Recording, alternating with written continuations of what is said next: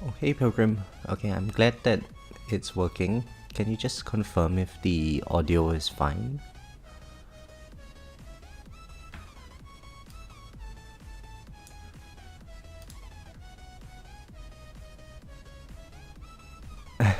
Hi Casey. Hey Husky. Hey Noah.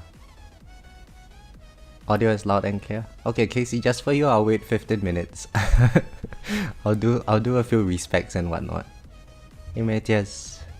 So how is the internet quality compared to the 4500 stream?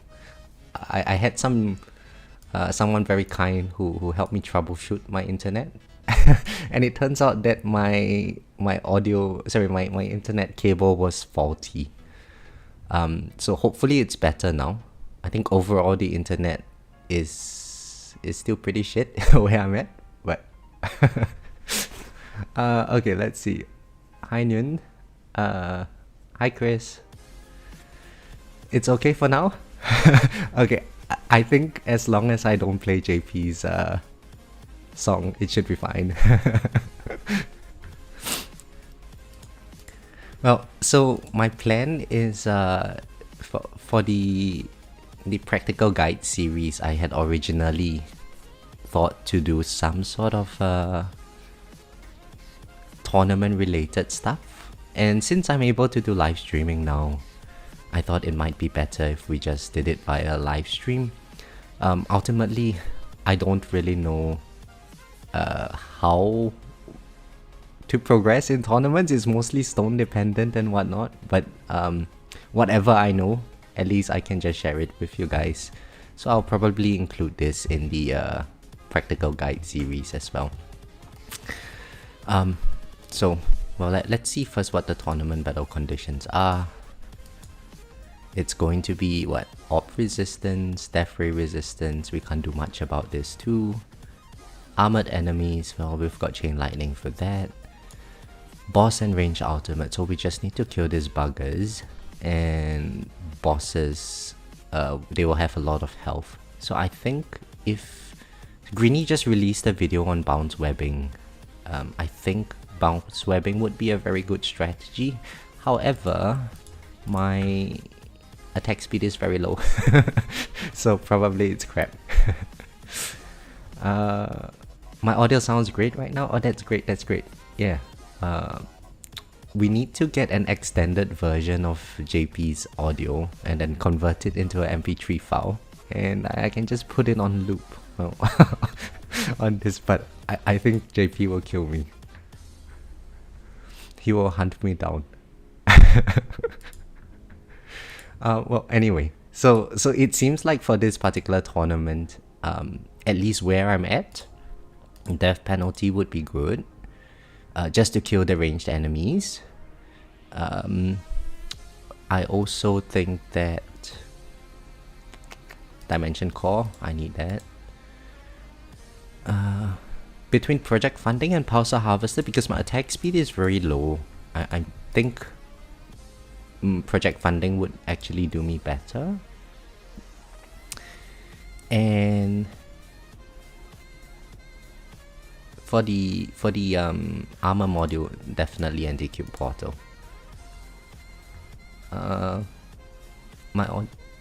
That song brings down the whole internet. So yeah, I think it's because I opened it in a separate window, and there's something to do with the way my modem works. If I were to switch to another tab or something, it just messes up with the internet. I'm not sure. So Doug explained it to me, but I don't really understand this kind of things. Oops, should not have extended that.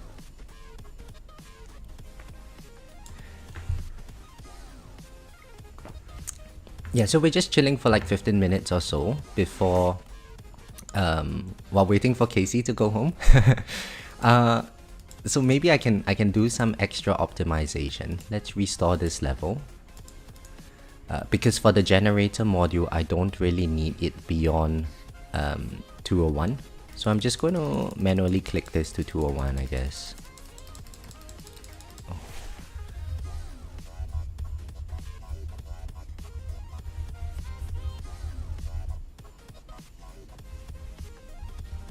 Do I think that I've got the funding to change to a Windows PC or laptop? Mac performance is pretty bad.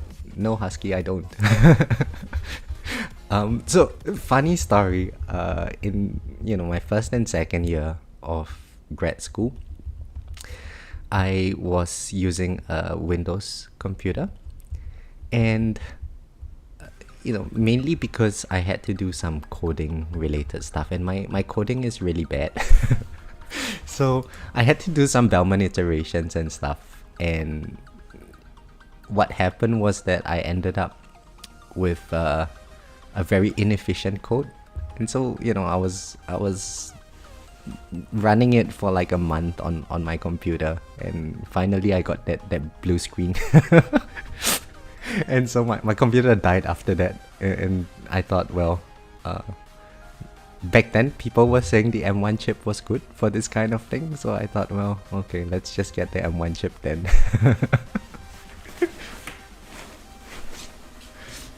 So that's how I ended up using a Mac. Nguyen is struggling at Gold League. Yeah, you just gotta grind. EHP is pretty good up to champions, and then when you get past champions, it's probably you need to double a little bit with damage and controls and stuff like that. But before then, just focus on EHP, focus on economy. You should get into champions very easily.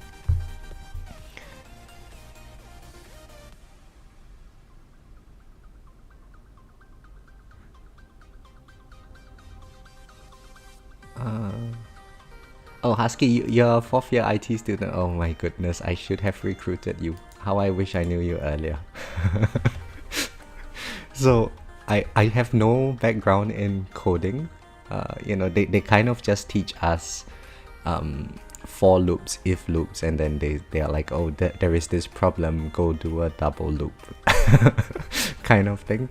And yeah, I can't visualize it. My spatial awareness in that regard is really bad. So when I had to construct these matrices and do Chronicle products and stuff, I just don't understand what I'm doing, and it's a nightmare. I'm glad that part of my life is over. Well, so anyway, this is how my modules would probably look like. Because webbing is a good strategy for today's tournament, I think. Probably my tournament performance would be pretty bad, but whatever. I think the main point is that we just try to do the tournament and get as far as we can, and then we'll take it from there. So these are the cards I'm running. Currently, I actually have 2 spare slots. I'm not sure what to put in these slots. Maybe at some point I'll slot in range later. But I do want my range to be somewhere around the 80 to 90 meter range. So I'm probably going to put range at level 20. Okay, that's a very good question. I don't know what resolution I'm running at. It's the... You mean for my game, right? It's the App Store version of the game.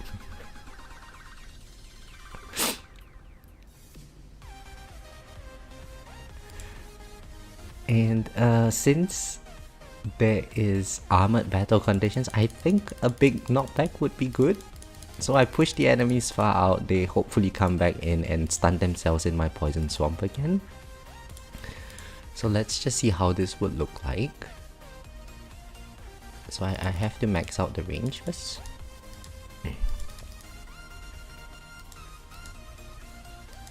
Oh yeah, I'm absolutely like that. If it works, don't touch it. No point challenging the status quo.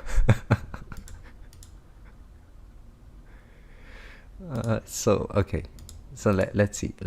The poison swamp is outside the range of my tower, which is good because I want the range enemies to sort of spin around and get stunned.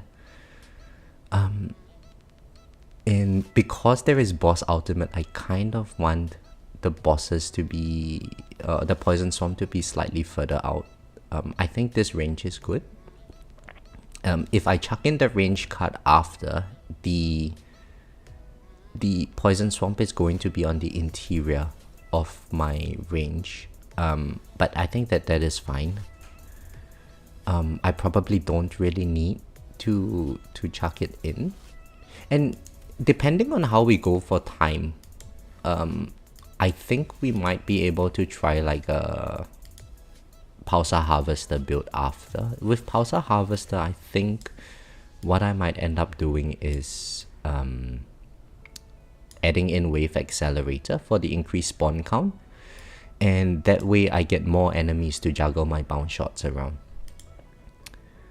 But it's likely that I will die very quickly if I do that because my attack speed is really low.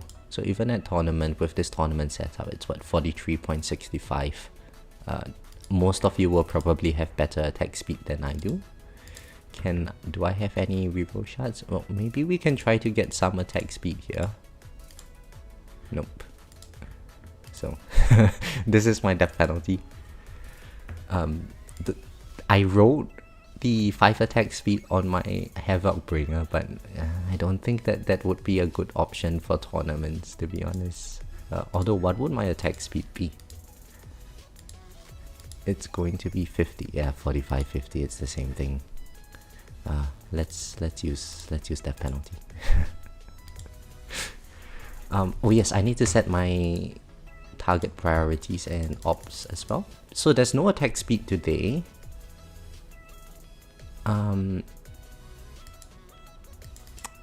And I guess with that, it's okay to put the ops around my range line. But there is armored battle condition, so maybe I might, in the later stages of the run, switch off my black hole. Because what happens with the black hole is that the center of the black hole is going to be in the interior of my range line. And there is a chance that range enemies get pulled in, my black hole goes off, and then they shoot me. And then with range ultimate, it's very, very dangerous. If you get shot, you're just gonna die because your tower can't attack. So I think if I leave it like this, it would be fine. I should be able to get very decent op hits on the bosses since there's no speed battle condition. Husky says, try my normal setup, then after this one, kind of curious how my normal runs look like, considering I went from 1.8k as my peak to over 2.5k. Oh, do you mean for tournaments? So I can show you what's the difference, Husky. So actually, if you've been following like the progress updates and whatnot, there's really nothing much that had changed. My Chain Lightning is still crap. Smart Missiles, I haven't touched it. Death Wave, I got the cooldown down, but that is just entirely for farming. CF, I got a couple of levels in. So it was from CF 5, it's now CF 7. That has helped a lot with just controlling the enemies and reducing the chip damage that I take. Inner Landmine is still, it doesn't do anything for me. GT, well, I got 1 extra second into my GT duration, so it's now 70 seconds for farming, but again, that is econ. Now where it changed, Husky, is that when I was at the 1.8k region, I didn't have Poison Swarm Plus, and so a couple of months ago, I was on the voice chat with JP, and he said that, well, I should try getting Poison Swarm. So we went on this website and after going on that website, we kind of ended up with me having Poison Swarm plus 3, and I think my duration was at 70 seconds, cooldown at 50 seconds. Yeah, so once I had that, then suddenly my next tournament went from 1.8k to about 2.1k. Nothing else had changed after that. The rest is all enhancements. Oh, and now that I've got some extra coin, I guess we can enhance a bit further. Oh, that was it. Okay, so yeah, so all of this coin doesn't really mean anything. It just, it doesn't mean anything. 21Q is just one click. Yeah, but I think back then my enhancements were at like the 2.2 region. They are now at the 2.5 region. So you chuck in that extra damage.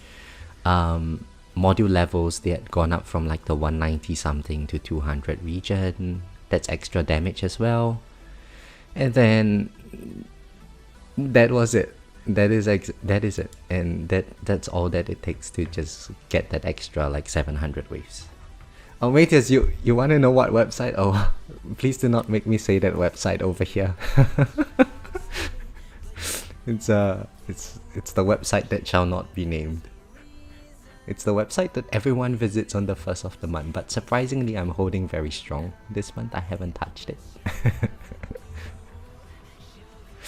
Yeah, so I'll go through the vault upgrades. So these are my vault upgrades. Nothing new on the Harmony tree.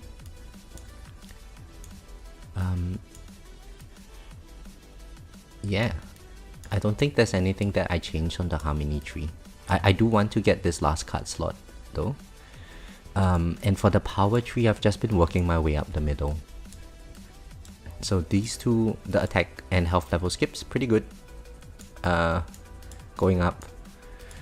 Add to bot range. So I heard that you should go left and right for this part, but then because I've got pretty bad attack speed, so I want to go up the middle and get this super crit multiplier and crit factor along the way as well. I think it will be pretty good for me.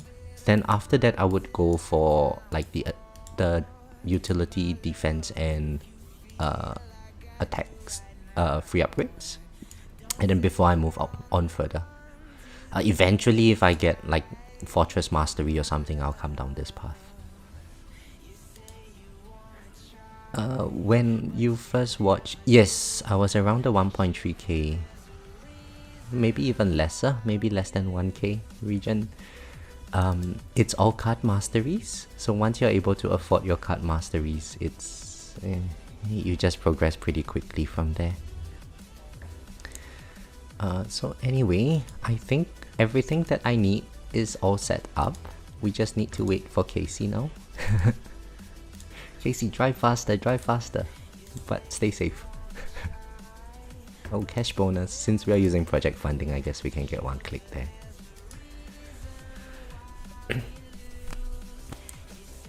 Chris, it's not strong willpower, it's a weak bank account. If my bank account was stronger, that website would be like, you know, on the bookmark.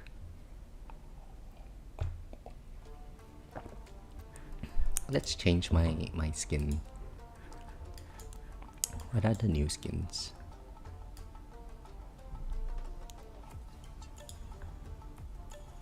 So actually the rhino versus the dragon, the dragon looks so much more intimidating than the rhino, but then the rhino is tied behind tier 18, so I don't know. Should I put Black Hole or Macro Warrior?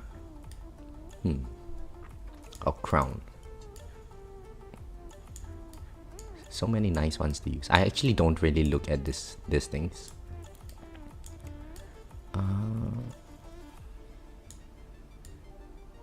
Alien? Christian uses Alien, so I guess I'll use Alien, and then I'll change my name just to annoy him. How do I change my name? There we go. Let's put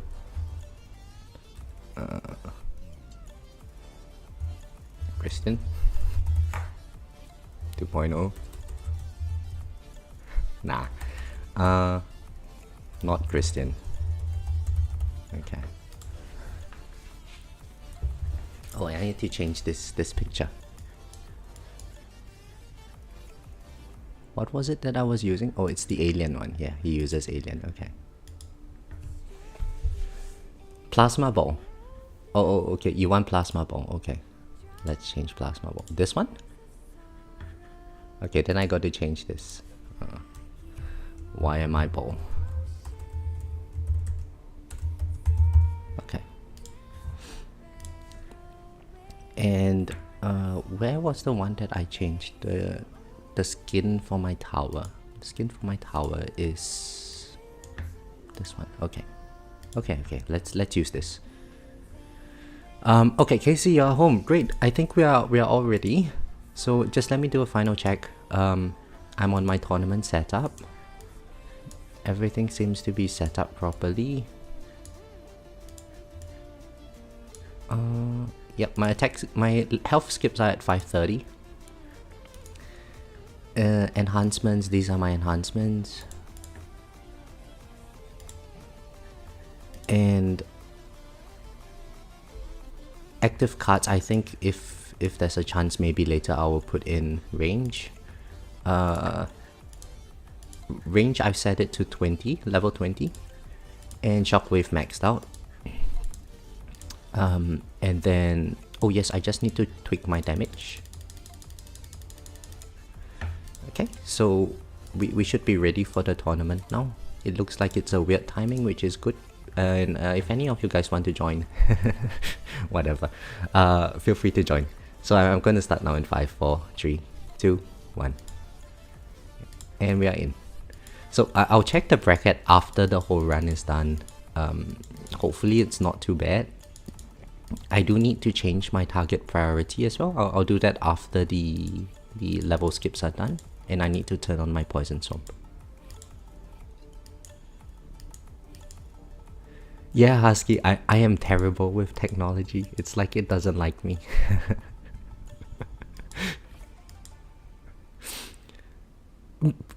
I would say it's probably just that I don't care very much. It's not something that I find very interesting, like gadgets and stuff. So perhaps if I developed a stronger interest in technology, I might find it interesting. And I might, you know, find it more something like more like what I would want to do or something like that.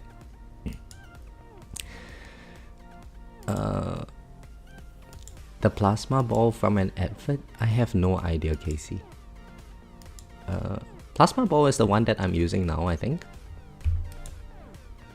It does have a few different colors, but I can't really see that the... Oh, yeah, just as I was saying it, the super tower activation makes it golden.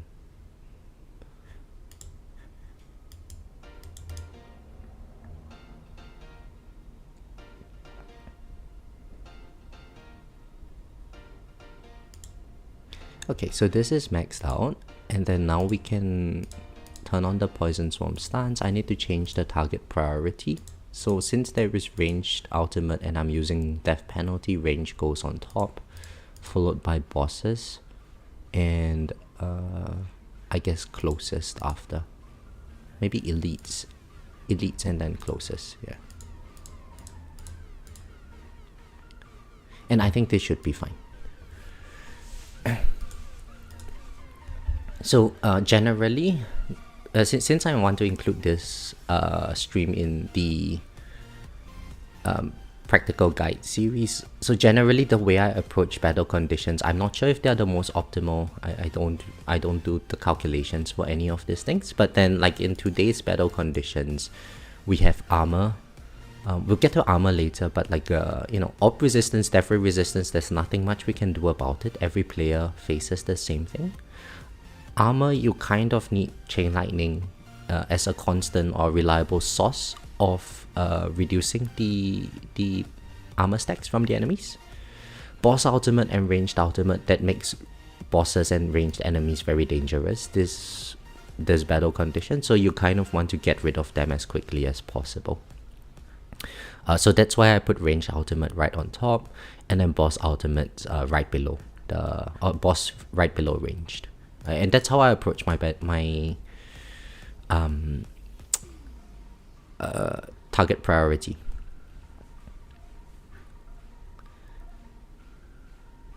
Why is my tower health so low? Yeah, because tower health is not really important. We'll see this very shortly. I think when I reach, I don't know what level is, even now, right? Like 257 trillion damage that the enemy does, and this is only at wave 250. So like by the time we get to like wave 400 or something, if you're running an EHP build, it's very difficult to tank the enemies because we don't have very much by way of defense reduction in a tournament without the perks. So I think one of the things that a lot of people think about is like, there's a very common thing that people at Champions always say, right? Like, oh, I can get to 1800 in Champions, but then I go into Legends and I cannot even hold Legends, and it's crazy and so on. And yeah, in a way, yes, Legends is probably a lot harder than Champions, but it's also that the playstyle is very different. If you are trying to get to like the close to 1000 waves in Legends and all, so that's why you kind of have to adapt the playstyle. Before Legends up to Champions, it's possible to just EHP your way all the way up there, and then at some point in Legends, because of how much HP the enemy have and how much damage they do, you can't really tank that.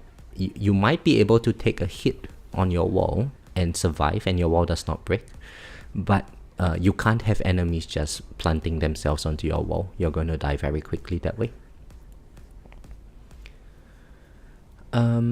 Mates, do I respect every tournament? Well, I have the workshop presets, so every tournament I get some extra coins. I just add them into my workshops before I start the tournament. That's how I do it, and then after that I just click back to my farming setup and go back there.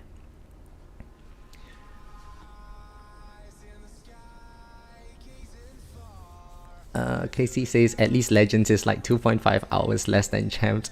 Oh my goodness, Casey. Did you see Greeny's last tournament's performance? 5 point something K?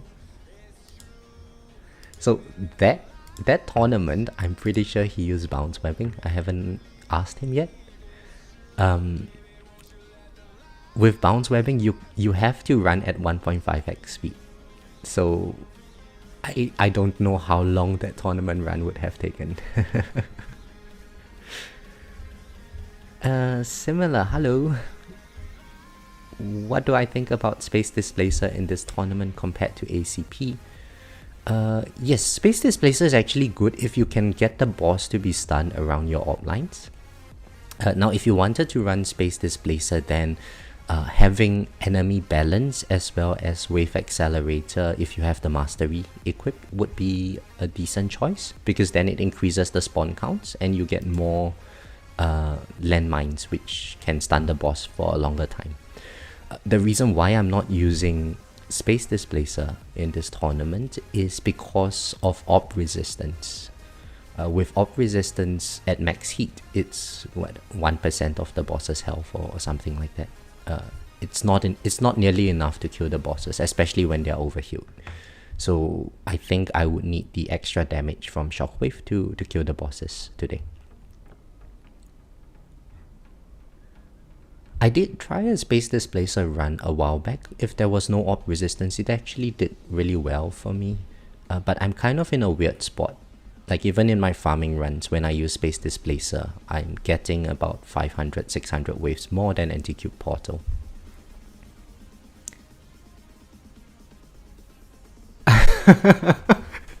Husky, gaslighted Greeny in tournament by saying that Greeny got first place and then uppercut him. Yeah. So I have this screenshot of a few tournaments a few months ago. Where I was in, hang on, let me pull up the screenshot. So it's a very trolly screenshot. Let me see if I can add that as a media source. Let me see. I don't know how to use this. Well, better not do that. He might get upset. So I have this screenshot of live results, and I was at position 34. I had already ended my tournament run, and so I was at 2139 waves.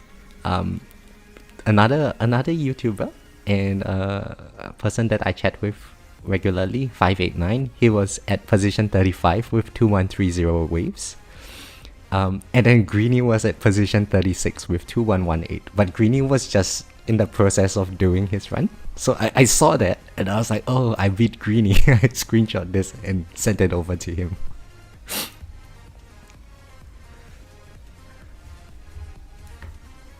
And I said, this is the closest that I'll ever get to beating you, Greeny.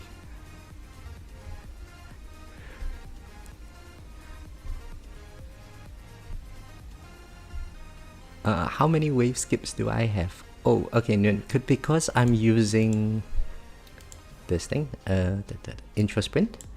With the mastery, it gives me 18 times what intro sprint actually does. So my intro sprint lasts for 1800 waves. Which means that I will get to wave 1800 around 20 minutes, 25 minutes or so. It makes life a lot easier.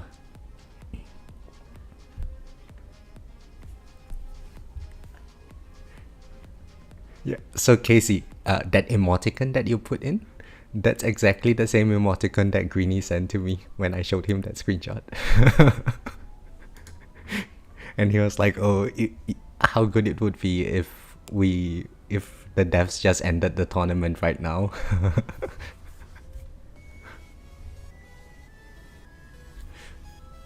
But I think like in this game, it's so nice because everyone, everyone is really willing to share about specific strategies and everything. It's mainly just a competition between you and yourself, right? So if people ask for help, you're always very willing to help them with it.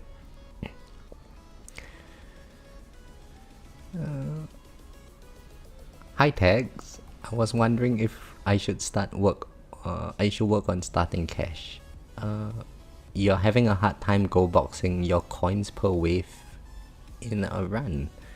Oh no, that's terrible, Tags. No, what you should actually work on is the this one here. It's much better than starting cash. I'll show you. It's under the perks section. Shit, where are my perks? Waves required. Yeah, you should max this one out. It probably wouldn't be maxed out in our lifetimes, but get your children to do it, and their children after them to do it. It's better than starting cash. You don't need to go box your coins per wave if all the perks are taken for you.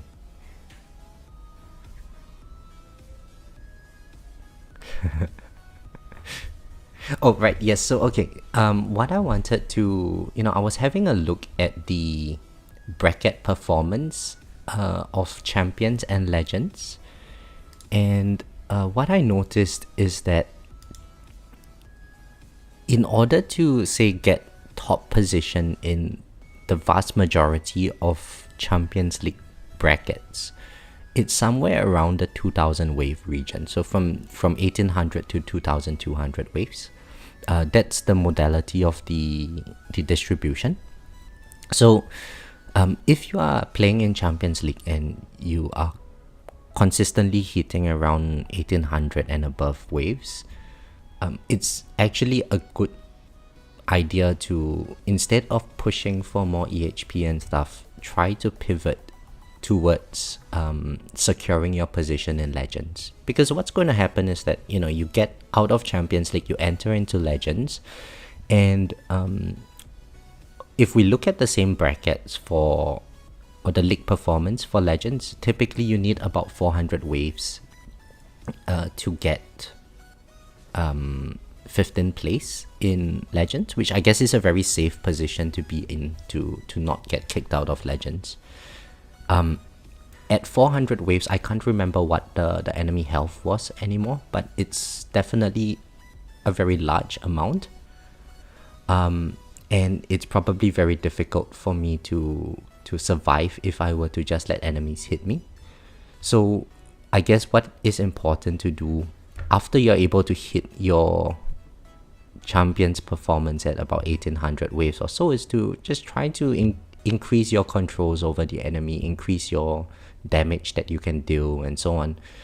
And don't worry too much about the EHP portion, because even if EHP is a thing, or we are able to face tank enemies in future, hybrid is still going to be a viable alternative. And given how exponential the costs are in upgrading a specific path, you might get a lot more bang for buck if you just end up pivoting away from EHP related labs after you're able to secure your position in champions. Similar songs regarding space display. Can you reach out to me in Discord for further questions? Of course you can. Of course you can. So sometimes I might not reply for a while, but when I see it, I will just reply. Husky says just makes everything, no need to overthink it. Yeah, that's a simple simple strategy worth mentioning. Matthias, in my opinion, when should I get another ultimate weapon and which one should I go for? Oh, I don't have a Discord channel, but I'm typically in the JPlays Discord. So if you're in his Discord and you see me in the voice chat, just hop in and we can chat there.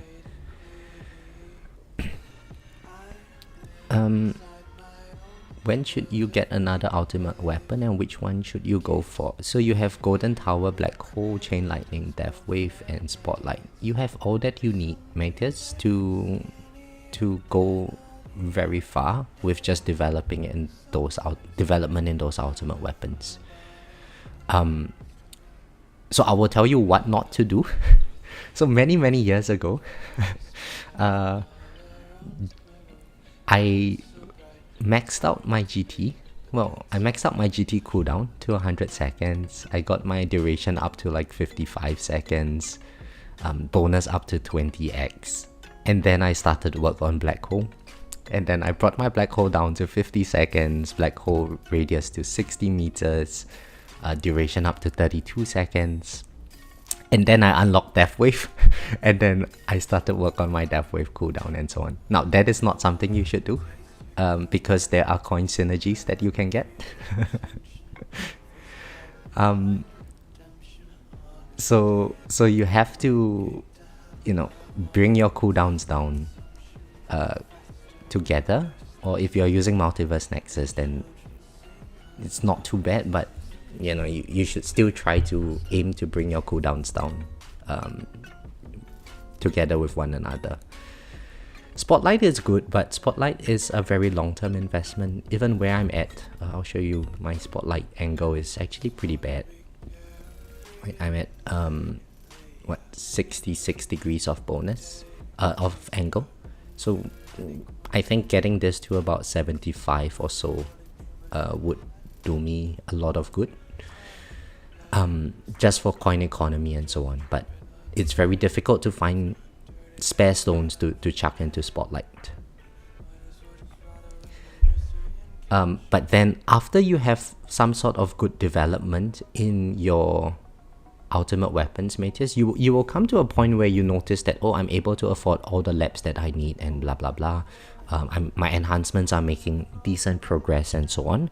And then you know that that's when you should be unlocking your next ultimate weapon and pushing for GT+. Just bear in mind that as you get close to GT+, you will actually feel very strong. You'll feel very good about your tower because you haven't really touched card masteries yet. And then you'll unlock card masteries and then you're like, holy shit, I'm broke again. So that's something to bear in mind. But it's just a stage of progression. Husky says, be warned, I'm not attentive when I'm in Discord. I got don't know what. I'm sorry, Husky. Yes, sometimes I turn on Discord and then I go about doing other things around the house, like wash the dishes, cook breakfast or something like that. So yeah. But if you see me there and I'm there and you say hi to me, I would respond. If I'm not there, then you can, if it's a very pressing question, just drop me a message and when I see it I will respond to it.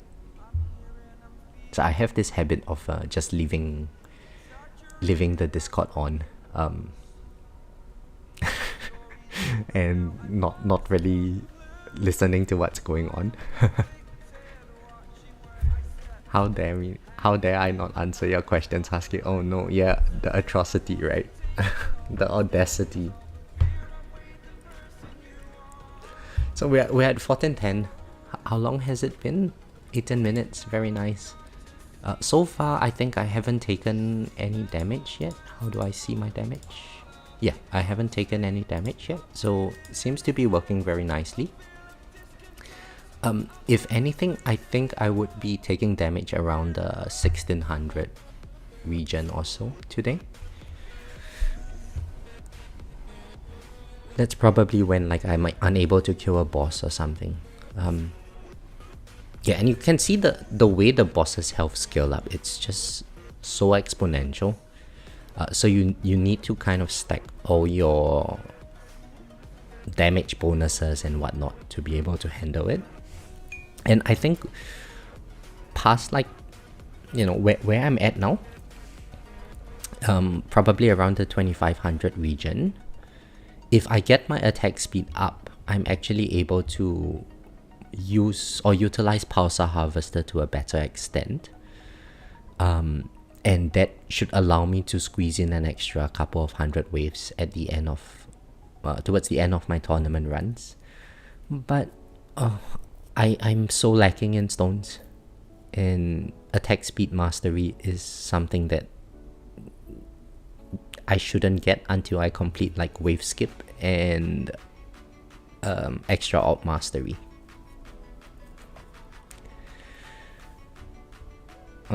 26 watching and 2 likes. Really?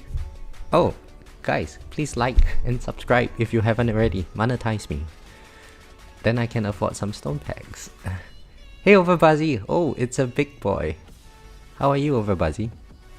I don't think we've ever spoken, but you had a very nice video on tier 18 farming.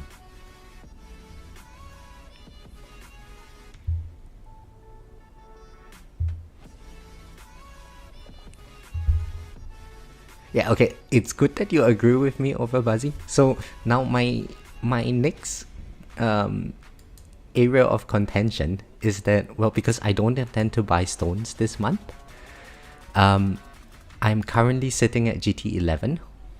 If I wanted to afford GT 12, I need to save for the whole month. So do you reckon I should save for GT 12 first? Or just unlock the wave skip and extra alt mastery first?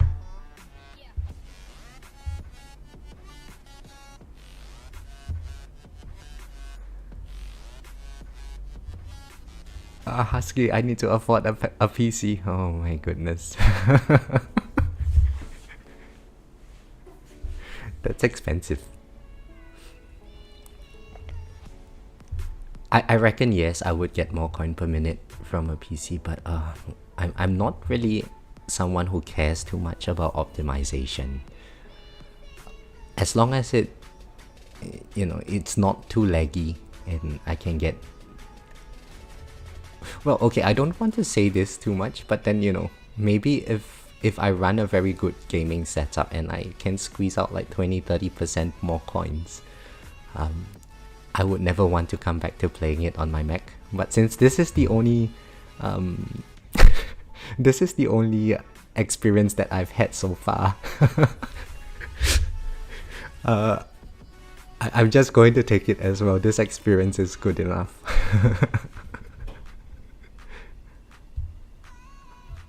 Time to use my degree to leverage the benefits between 20 to 30 stone packs and a good PC. Oh my goodness. Oh.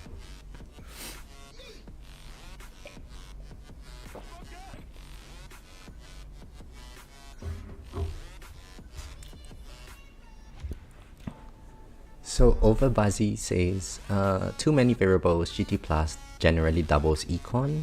2 econ mastery cards is just as good. Need to farm Black Hole Digester to make the most of things. Yeah, I use Black Hole Digester in my farming runs. So it's, I mean, I really like GT Plus, and right now I'm in a position where I'm no longer able to reliably afford my workshop enhancements in the utility tab. So I'm sure econ is the way to go. I'm just not sure whether or not it's worth the two, whether the two masteries are worth the GT Plus level. But yeah, either way, I'll get all of them at some point. It's just a very slow process. Hello, Study Mage, how are you?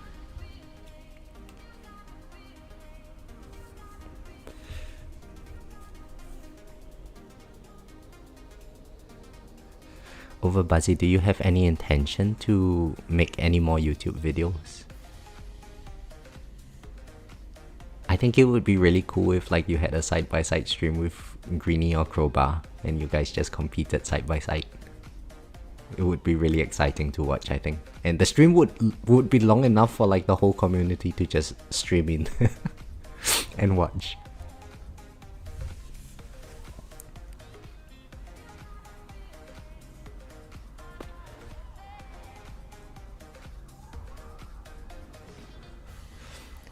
Yeah, Tex, Black Hole Digester is really nice. I'm so glad that I no longer have to use Galaxy Compressor. So I think in my farming runs, Galaxy Compressor used to get me about 90 trill peak coin. With Black Hole Digester, I can now get to about 210 trill. So yeah, the coin gain is really good. It does create a lot more fluctuation in your coin economy though. But it's still a net gain. Definitely a net gain for me. Study figured out how to watch both me and Bonzo.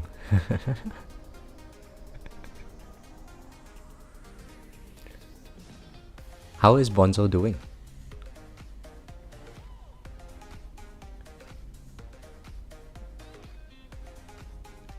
You thought about that too? Not very creative at all. I think Crowbar wanted to do a video with me a while ago.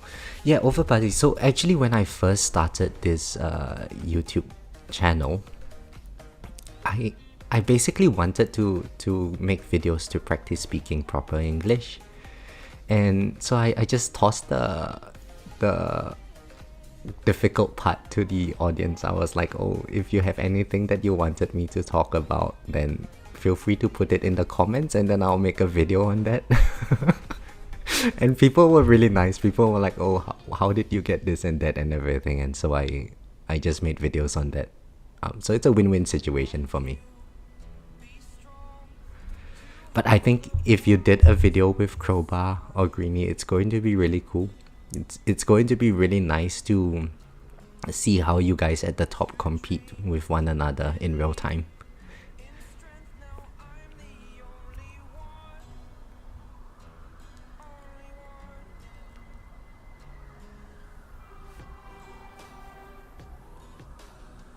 Odin, yeah, you looked up the wave requirement lab.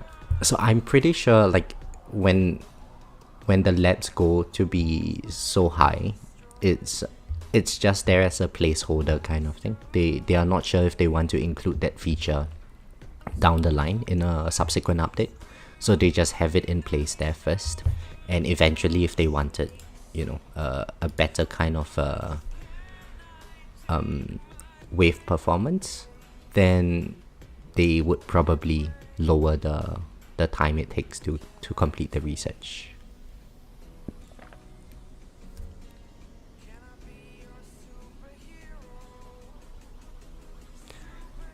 Okay, wait, I need to do some math here. So if I'm going to die around 2500, then that's 300 waves, that's 2200.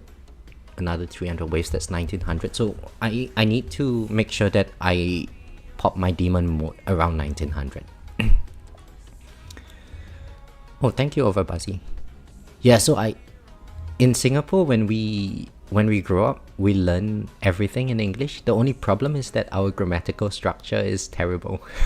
And we have a lot of we use words from a lot of other languages. So there's a lot of Mandarin words, a lot of Malay words in our daily communication. But next year, when I go on the job market, I need to speak proper English. Otherwise, I would be unemployed. Imagine that. right? I think Husky would understand this. Unemployed and not monetized on YouTube. It's not a good combination to be in. So yeah, have to practice speaking properly. And at least nowadays with interviews and stuff, the first portion is always an online interview. It's good to just, for me at least, practice speaking in front of a computer and not sounding awkward about it.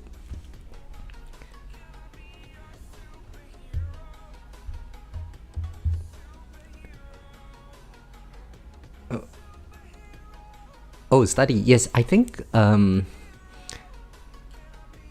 Bonzo said something about him being on a quinoa diet nowadays, but he's having the munchies too. Oh no.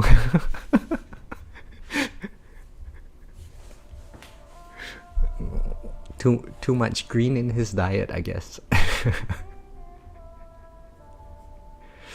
Casey says, if I do Op Devil with Free Up Mastery and Black Hole Digester, what's my next progression?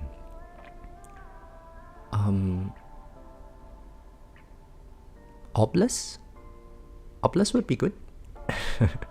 I like Obless.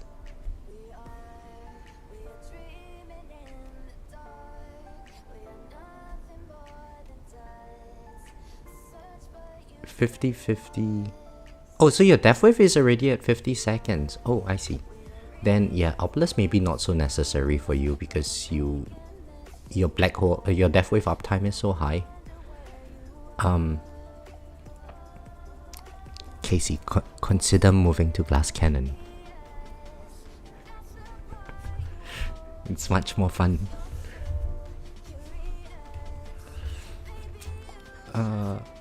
The more I interact with English folks, you'll learn that. Yeah, exactly. So it's whenever I speak with my Aussie friends, they are very nice and, you know, very patient with me speaking slower. So yeah, where all my Aussie friends always say is like, oh, you know, I'm pretty sure if you speak with like Singaporean accent, we can understand you. And they ask me to try them, and the moment I do, if I switch my accent to how I would normally speak, maybe like 5 upon 10 with the Singaporean accent, they don't really understand what's happening already, because some of the words is just, it's not even English anymore. Oh, hey Bonzo, how are you?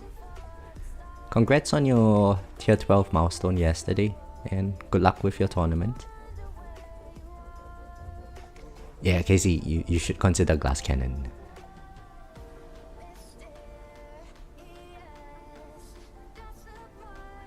I wonder if there is a way to rate my stream like you can on Kick or Twitch. How would you rate my stream? That's interesting. I don't know what rating a stream means actually. Casey hasn't even hardly started my EHP character arch. Yeah, skip EHP, Casey.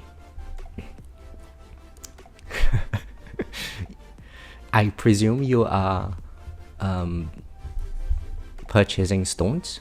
If you are purchasing stones, then given how good your cooldowns are, you might want to start pumping up your masteries already. And generally when you get like the damage demon mode super tower mastery, you're going to go pretty far in your Legends tournament anyway.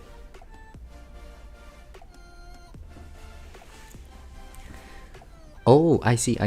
Well, Bonzo, the thing is, probably by the time I'm done with my tournament, yours will still be there. So, you're doing champions today, right? So if you're doing champions, yeah, I'm going to be done with my stream relatively soon. Oh yes, thanks Casey. I was just keeping my mouse around it. So 5 more waves. Although I haven't taken a hit yet, so maybe I can actually go further today.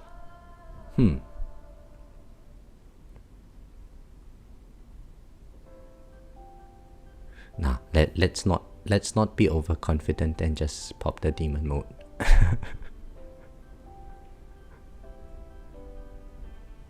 Okay, so 1900 demon mode is popped. I'm pretty sure there's nothing much left for me to do now. Maybe I might have to lower the game speed later on. So actually, when doing the 4500 milestone, this is something that I found was really interesting for me, is that lowering the game speed actually helped despite my attack speed being very, very low. The moment I turn up the game speed, I just lose my energy shield charges for I don't know what reason. But then when I lower the game speed, it's as if the enemies attack me slower. So maybe towards the end of this run, I might actually have to lower the game speed a little bit. Possibly when I start taking damage, I guess.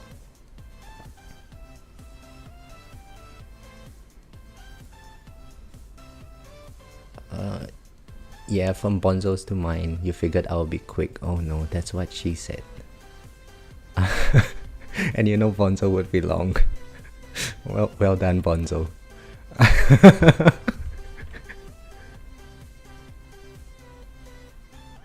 Well, I'm glad that the channel is unmonetized, right? So I have a bit more flexibility in what I can and cannot say.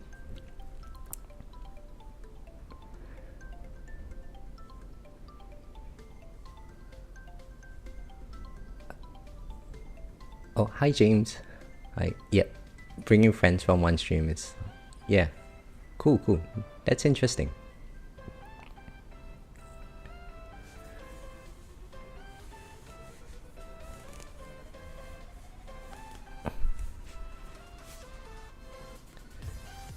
So Casey, were you just off work when the stream started? What time is it where you are? It's very late to end work.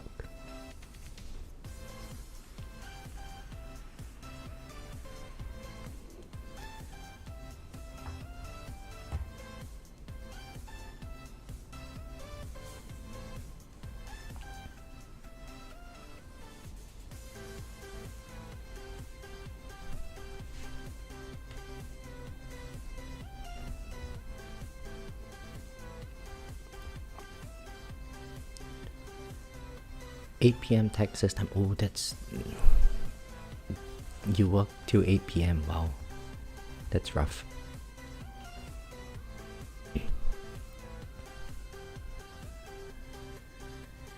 Is that like a regular thing?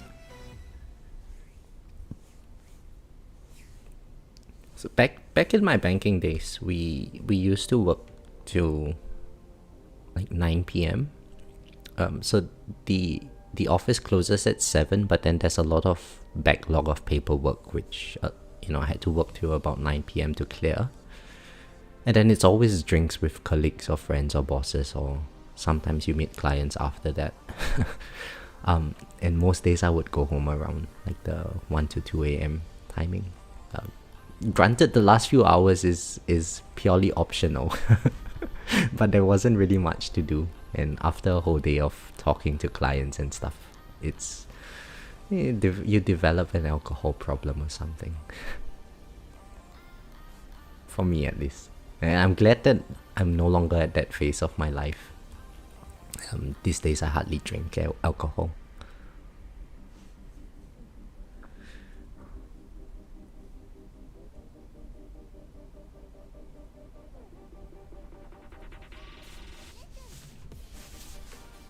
So just to check with you guys, I hope the stream quality is a lot better than the previous stream, the 4500 milestone stream.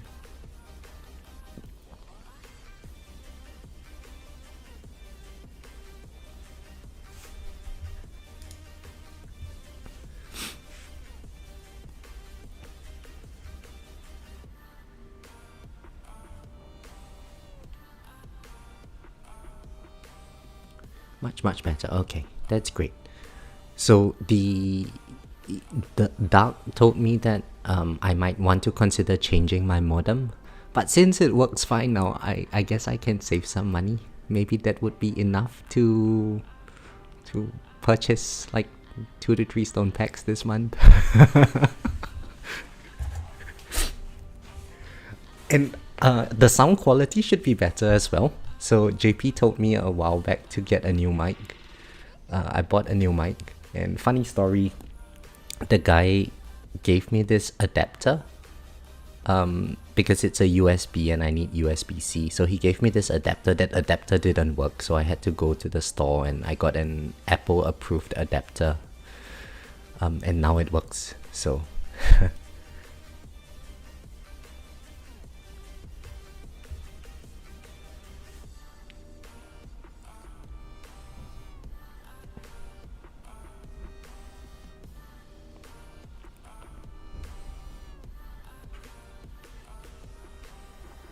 for some reason my death waves are so fat.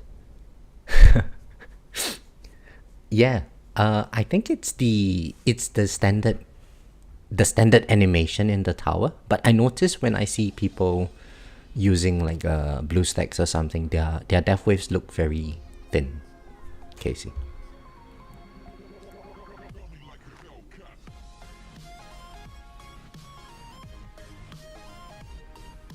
So we're at 1964 waves, and we haven't taken a hit yet.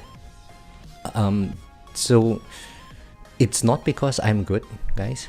It's the battle condition. Probably for today's tournament there is no speed condition. So do bear that in mind when you're taking your tournaments or doing your tournaments today. The lack of enemy speed is probably going to give you a lot more wave count because you have a lot more time to attack the enemies.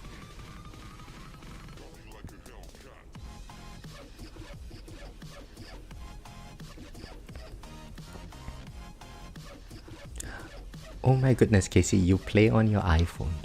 Doesn't it overheat very quickly? Whenever I do it on my phone, I put it in my pocket, and by the time I reach the office like 10 minutes later, I can feel it like burning on my phone, in my pocket.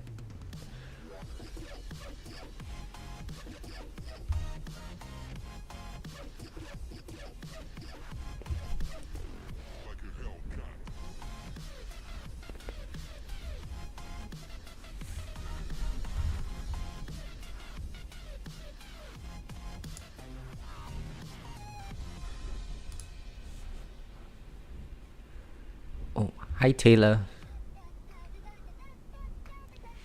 How are you?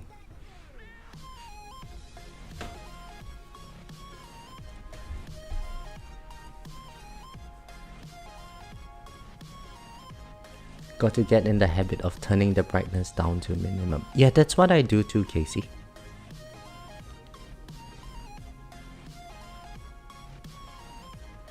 Chris, you also play on your iPhone? My screen is wider. Maybe I'm using a big screen because I'm partially blind. So the setup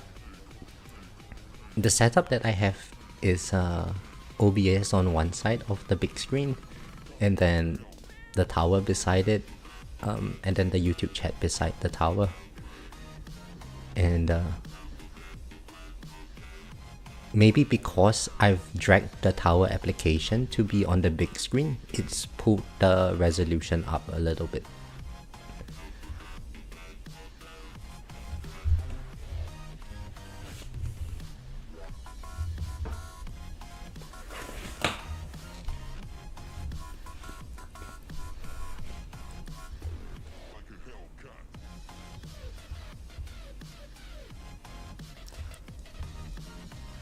So I'm curious, what time do you guys normally join your tournaments? I heard from a lot of people that end of tournament, that's when it's good to join.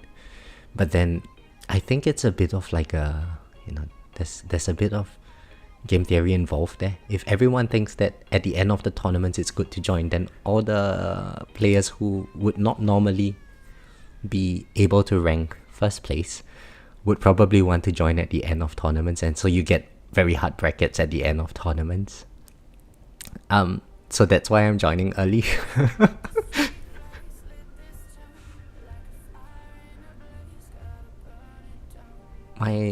Emulator has a wider extent, probably in my emulator settings. So Chris, I do not use an emulator.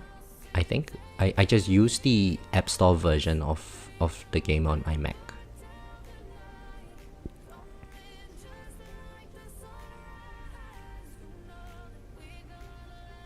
I'll text you join between 12 to 4 p.m. Husky joins whenever. Don't think it matters.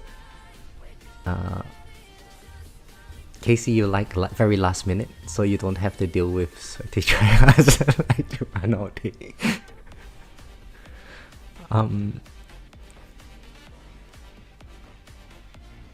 Yeah, I think I'm very similar to you, Husky. So typically what I do is I start a tournament run, I just go as far as I can. Hopefully that's enough to get me good enough position. And then towards the later part of the day, I would see if someone is ahead of me.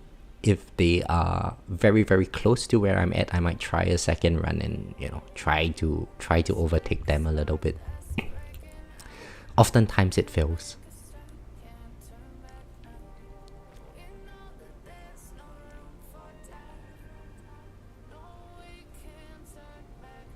Chris has the best luck at 3:30 a.m, but you can't do that often.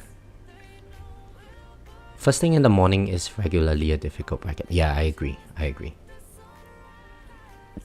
So because I live in Australia, the time zones are a little bit different. I remember when I was doing the tournament playtesting series, if I were to join around 7-8 p.m. over here in Australia, it's about 5 p.m, 4 p.m, 4 a.m, 4 to 5 a.m. in the US. It's actually giving me quite good timings, quite good positions. That was during the tournament playtest series. These days I really just can't be bothered. It's just go in there, get the rewards, try to rank as high as possible and see where I go from there.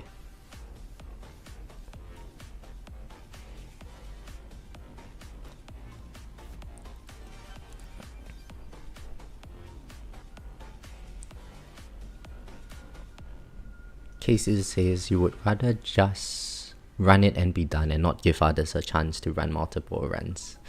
Yeah, so I'm curious for you guys, like I heard from some of my guildies that in the previous tournament they were doing multiple runs. Did anyone do that? Because of the boss ultimate, you get more reroll shards or something like that. More reroll shards and more common and rare modules which can be shattered to get more levels for your modules or something. And it's not boss ultimate, it's basic ultimate. Taylor says you used to try to find the best time to join, generally found good brackets. Lately you've been joining them as soon as your farm run ends after tournament starts. Brackets are significantly harder every time. Yeah, it's the luck of the draw. A while back they used to have that what is it called? The check your bracket thing on the tower tools. And if you join at a specific time, there's always going to be like a very hard bracket and a very easy bracket in that time slot. So I think you kind of have luck of the draw in that regard. So another thing I noticed, guys, is that because it's taking me a lot longer to kill enemies now, the enemies are going quite far in my black hole. So maybe it's actually time for me to turn off the black hole and try to juggle enemies around my range line as much as possible.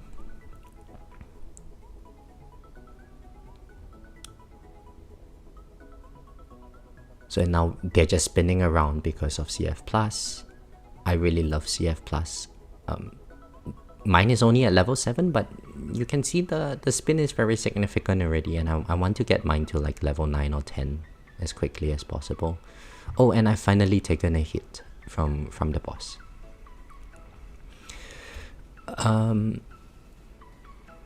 Thanks, Matthew. Thank you. What does your max heat look like? Okay, I'll show the max heat. So op resistance, op deal 17%. This is with level 8 battle condition reduction. I should probably pause my game first in case I take chip damage. So death ray resistance also 17%. Enemies block 84 hits. Oh my goodness, no wonder. So for armored battle condition, I think Chain Lightning does a really good job. For my dimension core, I have the +4 quantity. So that gives me 8 Chain Lightnings each time it procs. And that helps to get rid of the armor stacks very quickly. Boss ultimate overheals them by 84%. Ranged ultimate prevents the tower from firing for 0.9 seconds. I'm not sure if the battle condition reduction affects ranged ultimate.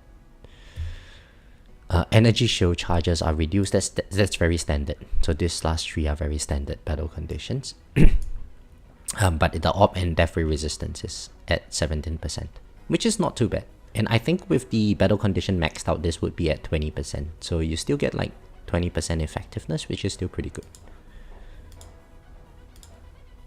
So then I think if we are doing like the bounce webbing strategy, it's going to be at this pace, which, you know, thankfully I'm not, so we can just send it for now until I start taking a bit more damage. King, so I'm not sure what the bracket looks like. Maybe we will check it out after the run ends. It's nice to know. The way I approach this is I'm just going to try my best to see how far I can go. And that way, I know that if I lose to somebody, it's not a big deal because I had already tried my best.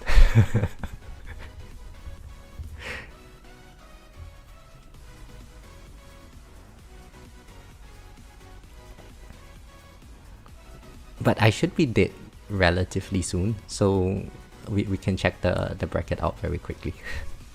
Very soon. Yeah.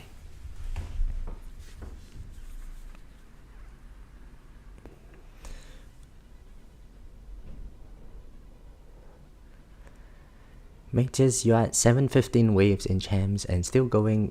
Well done. 8th rank is... Hope to stay at least in the 15th position. So what would the typical wave count be to stay at 15th position in champions?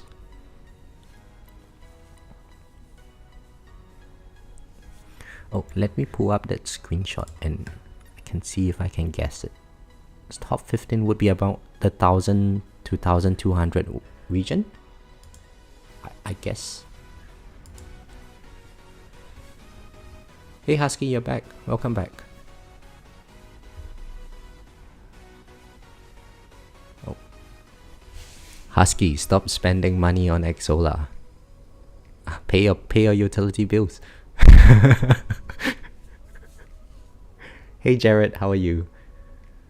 Normally finish from 16 to 12 and go about 1200 waves in champs. Yeah, so that's what I guessed. Okay. So 1200 waves gives you about 16th position in champions, and then if you can get to about 1800 to 2000 waves, it's typically going to be the upper end of the bracket.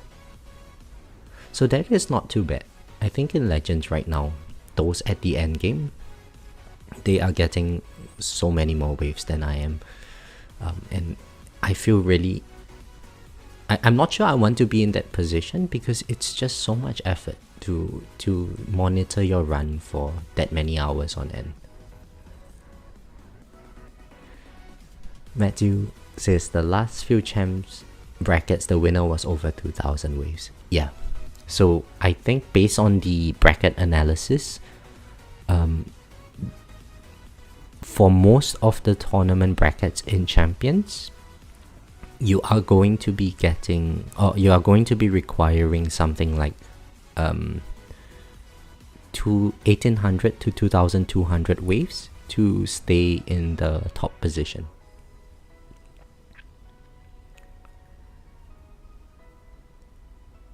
My third S country couldn't afford stuff like Stonefax regularly. Oh, it's okay, Husky. We are in the same boat.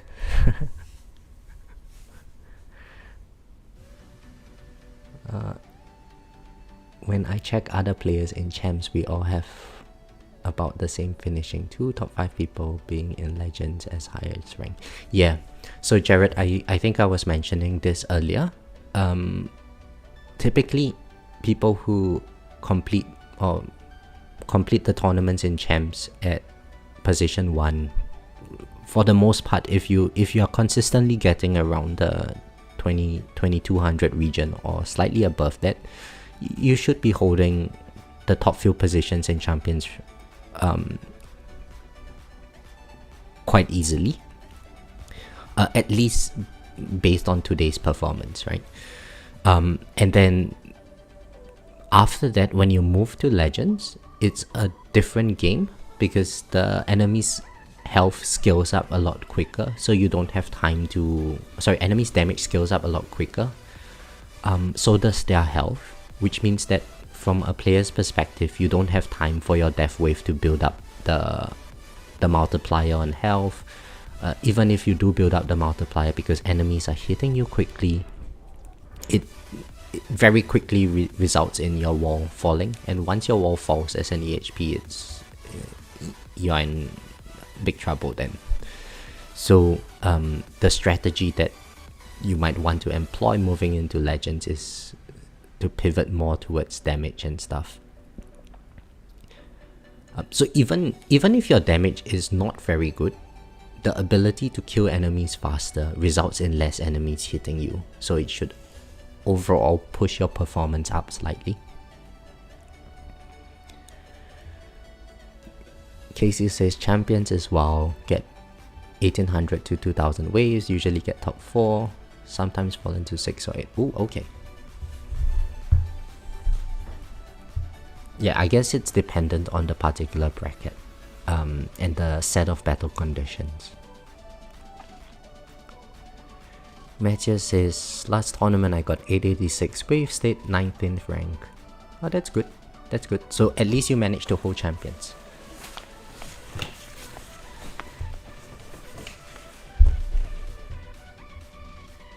Nikin says, 500 trillion lifetime coins. Is it worth trying to try glass cannon build after maxing chrono field?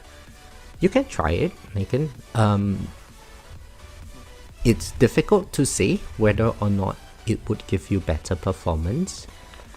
So I had made a video a while back about the experience I had transitioning from EHP to glass cannon. You might want to check it out. It might be a bit outdated, but I think the general principles are about the same. You want to be able to have higher uptime on your death wave quantity and whatnot to tag more enemies in your farming runs with the coin bonuses. But if you are able to do that, then I think the performance should be relatively similar. You might see a short-term fall in your coin per minute, but at least with damage, the potential is pretty much uncapped, right? Because your stone investment goes into your damage, which feeds back into you getting more waves and so on. Oh, and I completed the mission event. Very nice. Yeah, but it's worth play testing. 500 trillion lifetime coins may be a bit low, but depending on your ultimate weapon development, you might see similar performance. Jared says the last month or so he started putting more laps into damage. It will push you up in the ranks, major improvement in your farm and milestone runs. That is great, Jared. Yeah, damage is really, really fun. So if this was EHP, the enemies are going to be on the inside of my range line, right? They're all going to hug around my tower. But then with with a glass cannon build, of course you can't get the enemies to go inside, so you want to control them on the outside and juggle them as much as possible. And it just looks very mesmerizing, to me at least. Husky says the SF... Oh, Sharp Fortitude inflation hitting hard. Yeah, Sharp Fortitude makes everyone's wall stronger, so they last a bit longer.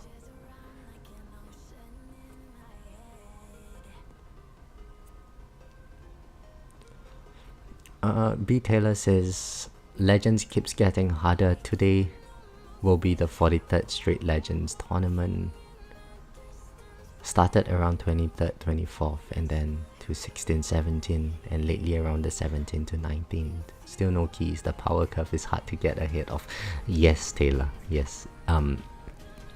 So especially sometimes we have to be a bit realistic, right? We need to know ourselves, and there is no right answer to this kind of thing. But we have to understand that there are players who will buy stones and there are players who won't buy stones. So knowing what type of player you are would give you an indication about the strength of your tower. Of course, if you're going to be buying stones, then your tower is going to be a lot more powerful, because for the most part damage is tied behind stones. So you would progress a bit faster. And if you're not buying stones, then knowing that other people buy stones, the gap between you and other players might get a bit larger. So it might become more and more difficult to get stones, or to get keys eventually if you do not purchase. I'm by no way saying that you have to buy money or spend money in this game to make it work. It's just that if you do spend money, the type of game that you play is likely going to be very different from the type of game that someone who doesn't spend money experiences. Case in point, you are able to afford auto restarts, and then that is going to largely affect whether or not you can reliably do like a tier 14 run or something like that.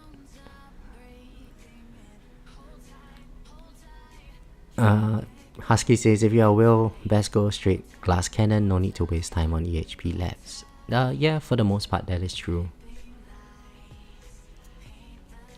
The lab development would be a bit lacking though. And at least where I'm at, my biggest constraint is not so much stones these days, it's more like my lab development. I have relatively low labs completed for someone of my playtime.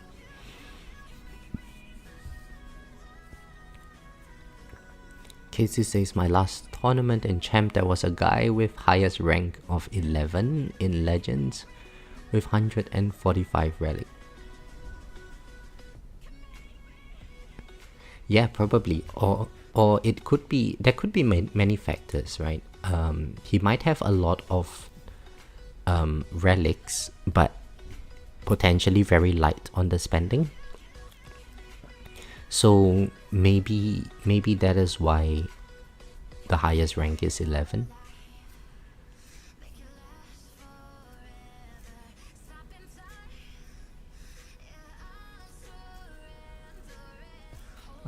I have bought 4 packs and all milestone packs over the last year, but I have too many other responsibilities to put more. So I agree, and I do get why. Yeah, exactly. As long as we are like realistic about things. So like this month, I'm not buying my stone packs. I think on the tower tools, it says that my performance or my rank is around like the 400-ish region. I think in the past it used to be like 300-ish. And then, a few months of not buying when other people buy, it pulls me down to 400-ish, and at some point I'm going to get to like 500-ish. And yeah, it's just the nature of the game.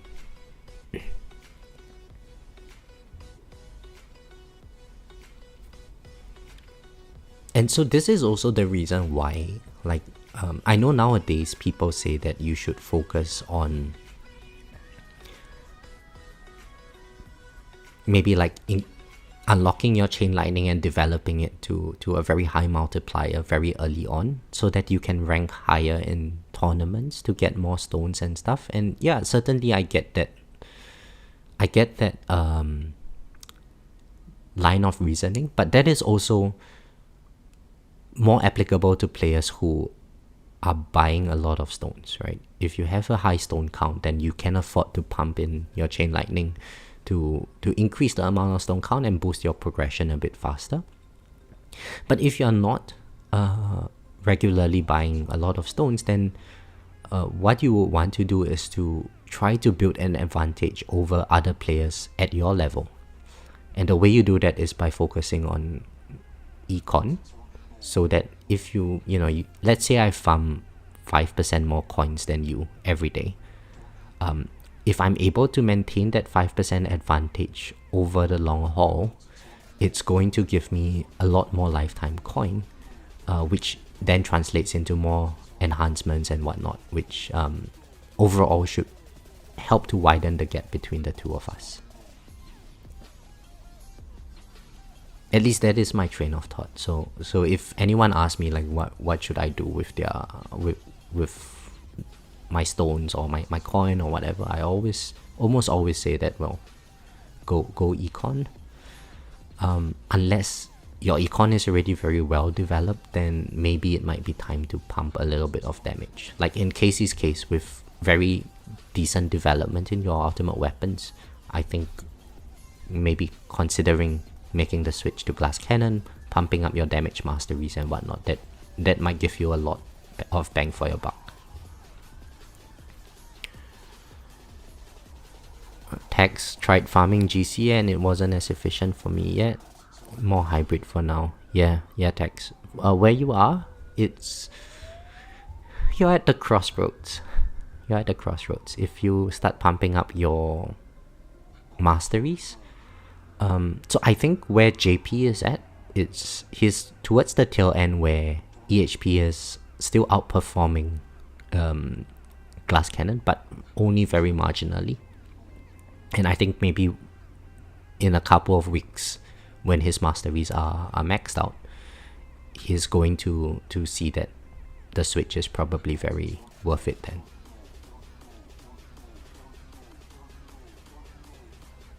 Definitely feel the econ hit and damage hit when you're actively player and decide whether... Yeah. Jared, I am feeling it right now. So if I were to save up for GT12, it's an entire month's worth of tournaments rewards in order to be able to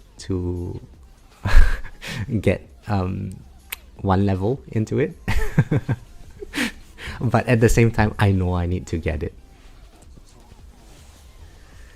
Hey Toshi, how are you? Oh, you do? Thank you very much.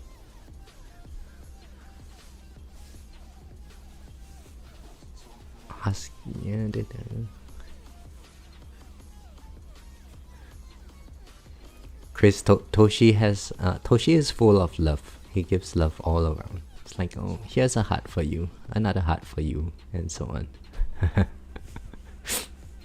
That lack of loyalty though.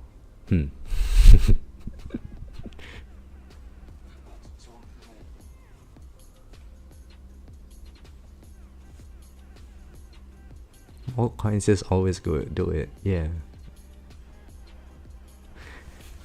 It's a constant battle on which one is more important upgrade. Yeah. It's the game. This is a game of constraint optimization. And ultimately we need to do what we think we like the most. For me, in farming, this number would be like 100-ish T per minute. And then every now and then I speak with Christian or someone like that, and I see his coins per minute and it's like a ridiculous number, and then I feel very sad and I feel very motivated to want to bump my number up closer to them.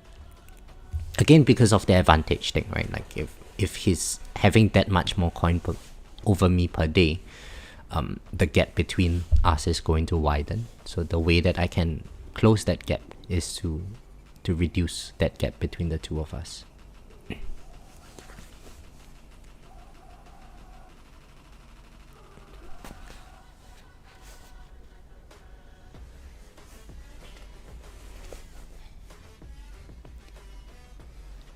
And so far so good, I think.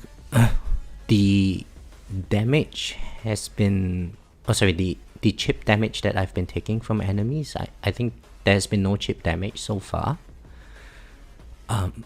Most of the damage is just coming from the inability to kill bosses. So this is quite reassuring, because it might mean that if I switch to Astral Deliverance, if I switch to Bounce Webbing, I might be able to get decent performance out of this tournament bracket with Pulsar Harvester, I guess.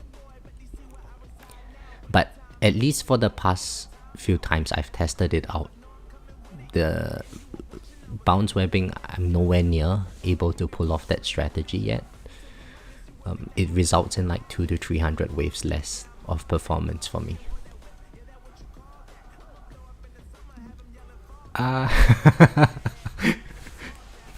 Casey, you heard there's a site that can help. What site is that? Like OnlyFans?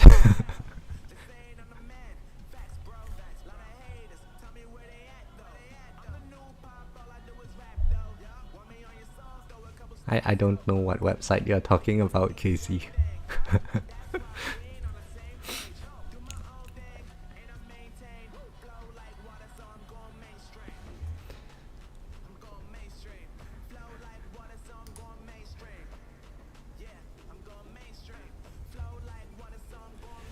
So this is the very painful part about tournaments.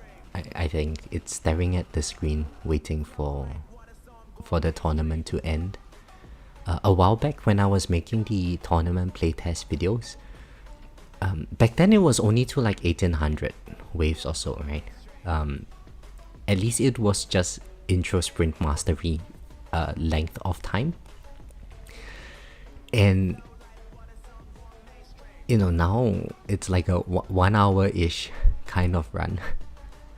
And imagine just staring at this by yourself. It's so painful to do. And imagine speeding up the video. Even if I sped it up, it's going to be like a 5 minute, 6 minute long kind of version of speeding up the video. So I think it might be better to just live stream this kind of playing of the game without having to do all the edits and so on. And plus it's more fun, I get to interact with everyone.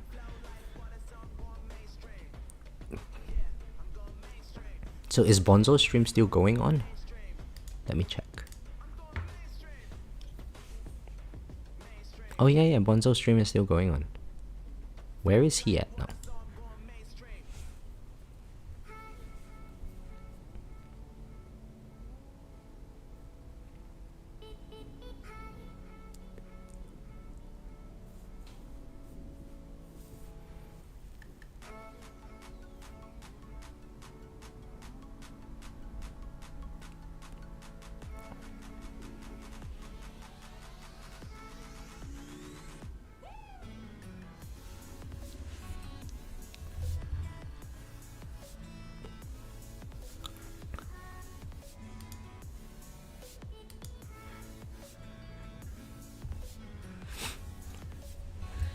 So,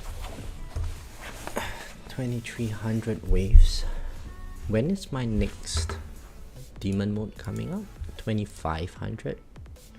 Yeah, 2500 waves, okay. So it's going to be a while. 200 more waves. I hope by then I'm able to kill the enemies. Let's check out the boss damage breakdown. So Poison Swamp is clearly doing the most damage for me. Ops and Plasma Cannon. Oh, there is no Plasma Cannon resistance today, which is a good thing. Given that there is boss overhealing as well. Smart Missiles and Chain Lightning relatively low. But Poison Swamp is pretty good. Okay. Oh no, Jared! 640 ways into tournament run. Farming deck equip. Oh crap.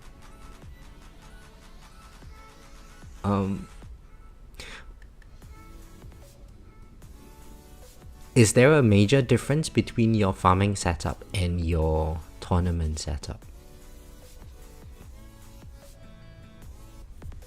Because you might be able to make it work with your farming setup. I guess if you're doing like a Astral Deliverance build or something, having the more enemies is probably not too bad, because you get more bounce shots off, which do a lot more damage.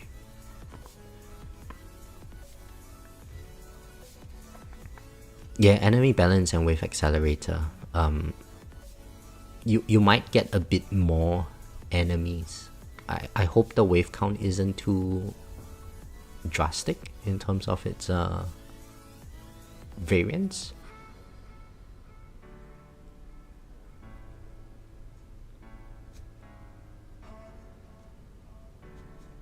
Oh boy, Matheus, never pulled an Astral Deliverance. How is that possible? Well, I think I don't have a Shrink Ray actually. So let me see. Where are my modules? Yeah, I don't personally own a Shrink Ray. And I own 1 Sharp Fortitude. So... well, I mean, I'm not complaining. Yeah, Jared, it probably wouldn't be that drastic of a change. Because suppose if I wanted to do webbing, I would actually include Wave Accelerator into my tournament setup as well, just for the extra enemies to bounce shots off.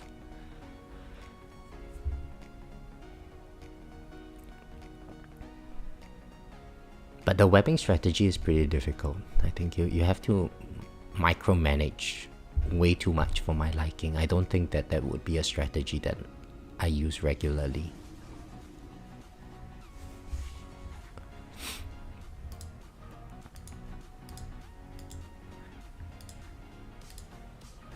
Can I buy anything? No. Crap. Okay.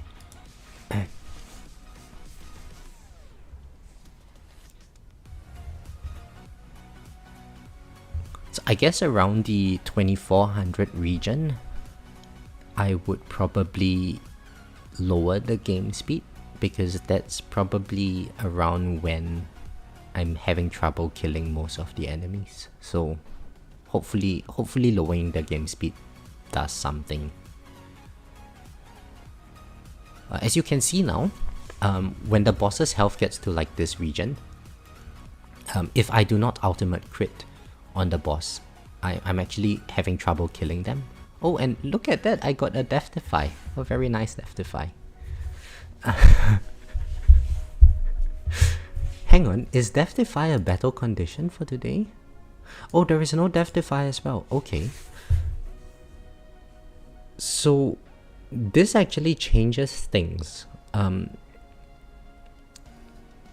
Because I have Berserker Mastery, not having the Death Defy is... the Death Defy battle condition, it's going to introduce an additional source of variance for people around where I'm at. In the sense that if we are lucky and we get a lot of Death Defies, it can extend our tournament run by quite a large margin over other people around our region. So that's something that I have to factor into account. But yeah, as you can see, like when the boss has this much health,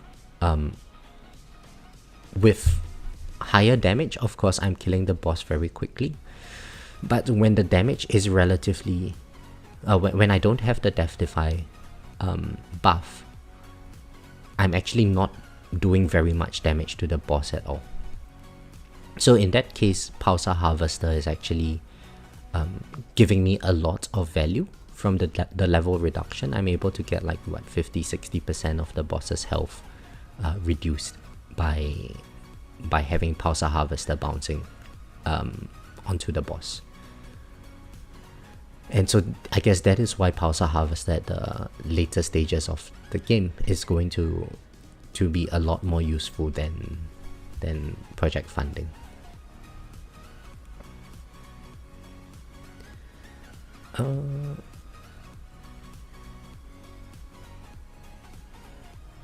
But if it's close to a higher finish, I'll rerun it in the morning. Yeah, I guess that's a good idea, Jared. Just see how far you go now, and then if you can try to push the other person off, try to do it. Otherwise, just go back to farming. In this boss, yeah, the ultimate crit from Poison Swamp was what took the boss out.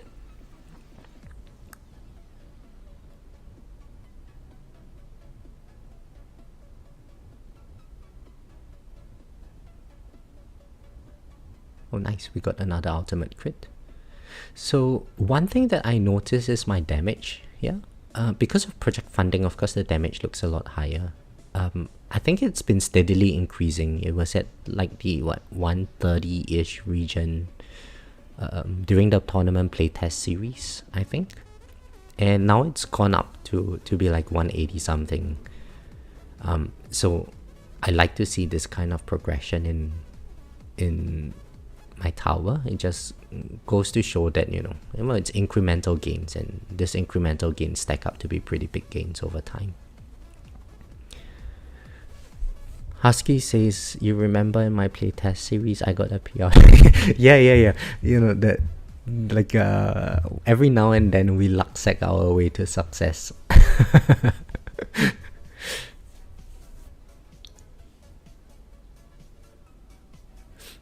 So maybe today might be the day. You know what? Actually, maybe I should check the what do you guys think? Should I check the tournament bracket at the moment and see whether I should be happy or whether I should be sad?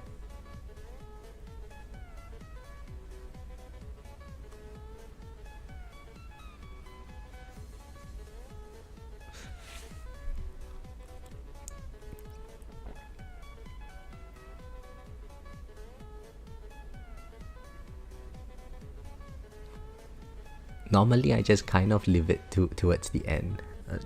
Danilo says check. Yeah, you think I should check it? Oh, I don't know. I don't want to know. What if my hopes get crushed and, you know, my dreams get flushed down the toilet bowl, very much like how my CF Plus looks like? Don't check, just do my best.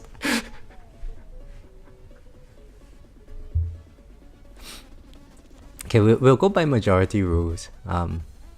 See how many more people say check or don't check. You're curious. I'm really curious as well at this stage. You know what? I'll just check it. Do a sneaky check. I hope I don't die. Or after this boss, I guess. Don't check, stay pure. Oh no, Chris. Okay.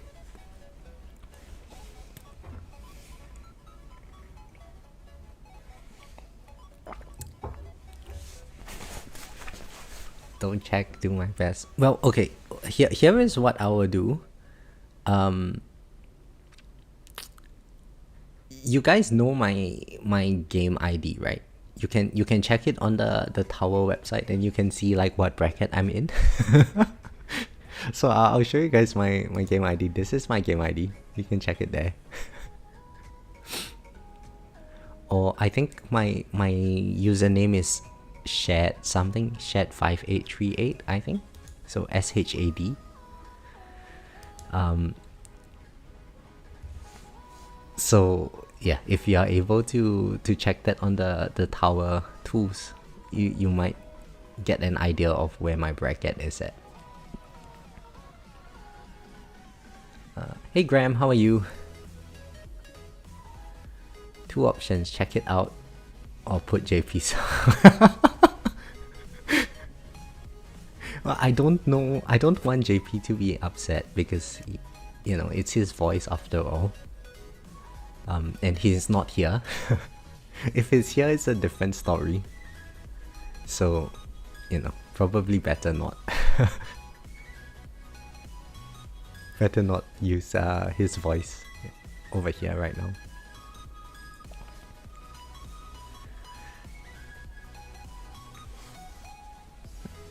I reckon we should train AI to make a video of Christian singing and use that instead. I'm sure Christian wouldn't be upset.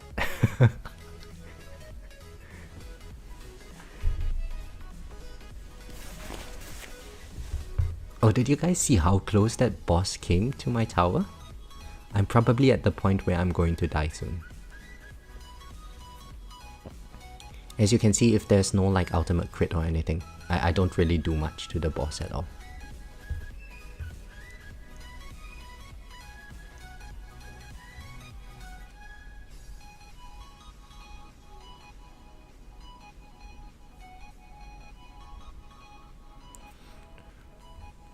It's one of those of the great rage baiters once said, "You scared?" Oh, I'm scared of many things in life, Husky. It's like I walk around in a constant state of fear. It paralyzes me from doing many things in life.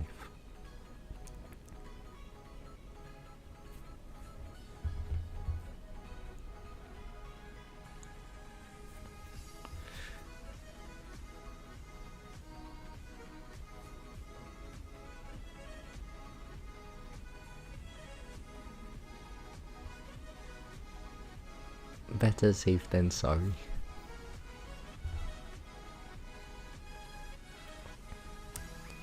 Yeah, so actually, so I think by nature I'm a very cautious person, and one of the things that I found is that like it's taken a lot of effort on my end to try to put myself out there and do things that I would not normally do, but I absolutely enjoy the experience of trying new things, because even if I don't like it or I am unsuccessful in it, at least I have tried. And I think it's worth just living a life where there's no regrets, rather than to live life and not have done anything at all, you know.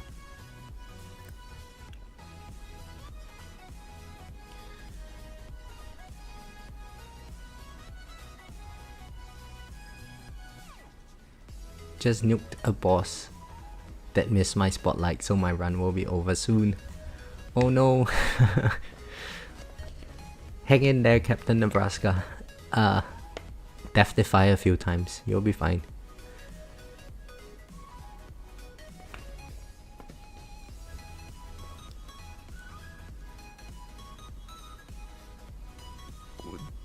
Balance the cost or benefit of fear versus failure.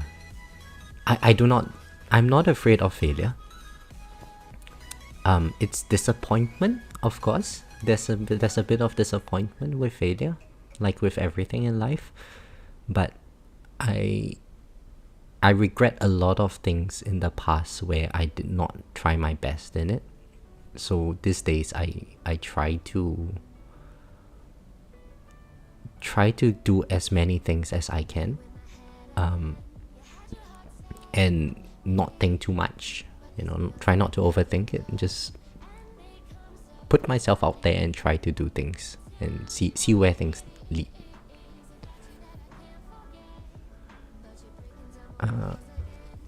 Husky, my birthday, it's in December. I'm born in the year of December. Oh, Tofudi, hello, how are you? My death device procced again? Really? I didn't notice. Come on, one more. Oh no, okay. So I've got 2 Death Defies now. Hang on, there is no Death Defy reduction. I've got the Death Defy bonus on my substat. The game is rubbish. You should be giving me more Death Defies. I think at the very least, if in during farming runs I can get 30 Death Defies, the game should give me at least 10, right? Where is All Clouded? He needs to speak to his uncle. This is rubbish. How do I only get 2 death defies? Chris, you said I've got one very strong player in my bracket. There's always that one very strong player in my bracket, so I'm not surprised.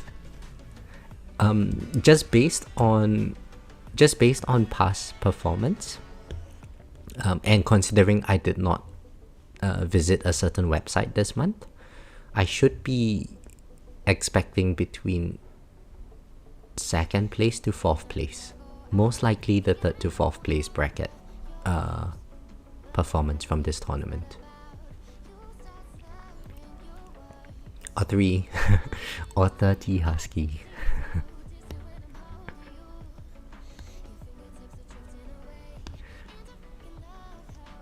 You know what? I'm in 1st place right now. There's one other high-end player at least. There are 4 people ahead of me. Well, I guess position 5 is where I deserve to be at then.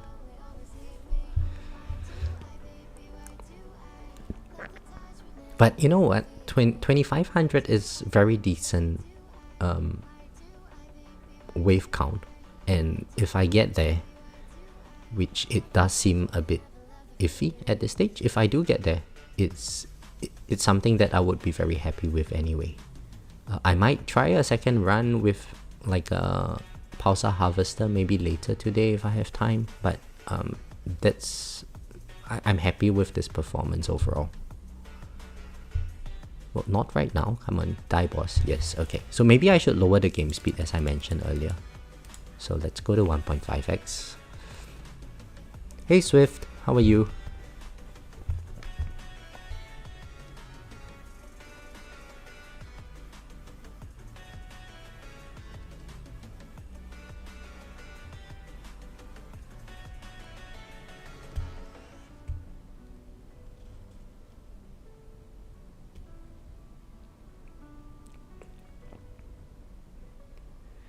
So I'm not sure why the game bugs, and then like you saw that boss didn't have the health bar coming up.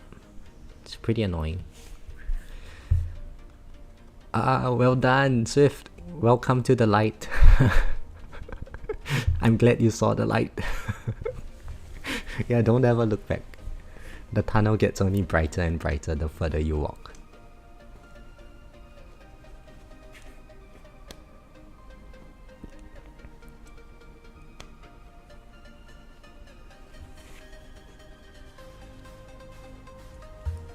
The reason why I did not like the EHP setup for this game is because just growing up, whenever we play tower defense games, it's always about killing enemies. And when you are running EHP,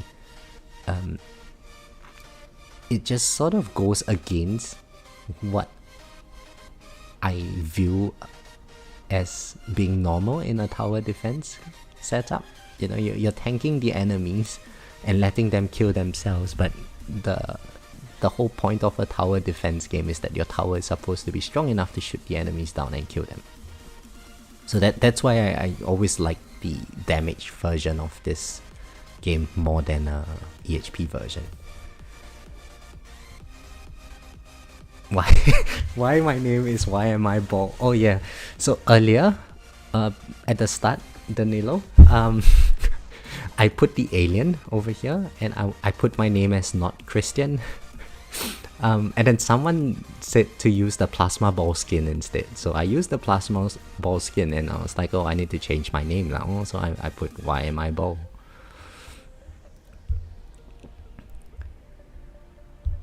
Husky said you and I are similar-ish, born in November.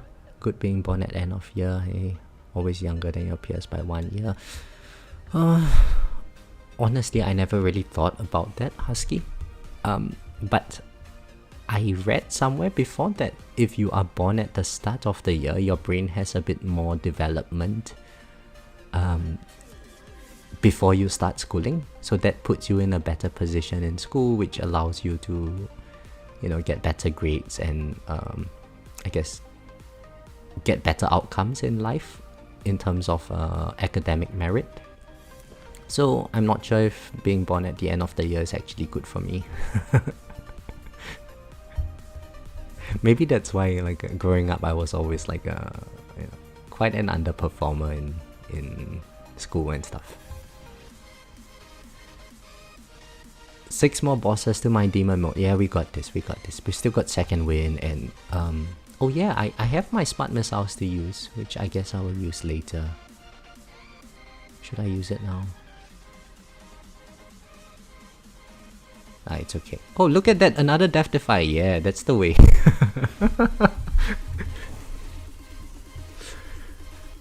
Okay, so with the Death Defy, we are pretty safe for the next 10 waves, I think. Look at how fast this boss is going to be taken down because of Death Defy.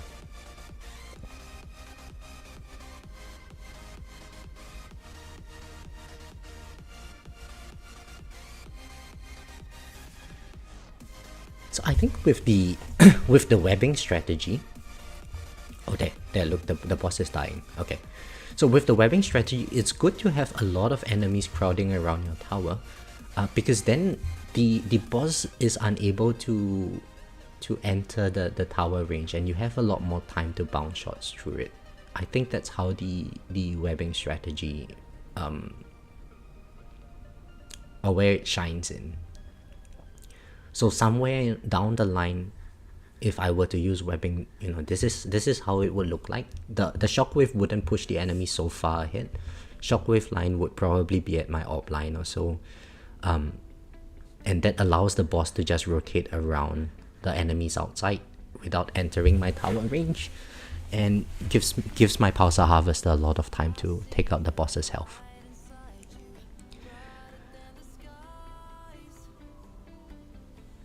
Swift says almost double the coins but much less cells, like half compared. Yes, so Swift, I guess that is because with Glass Cannon you don't have a high uptime on your Death Wave quantity. So getting your Death Wave quantity up is going to give you a lot of value. Because you're killing enemies very quickly, it's less time to tag your enemies with the Death Wave buff. Alex, if I just max my Chronofield bouncing between champs and legends, should I be turning off Black Hole? It depends. The reason why I'm turning off Black Hole is because I'm unable to kill the range enemies very quickly now. So if I have them enter the center of my Black Hole in the interior of my range line, when the Black Hole falls, I get shot by them and then I die. So that's why I'm switching it off. But earlier on in the run it was on. Swift says with Accelerator Plus it's only level 3, can easily get it to level 5, yeah, get it up.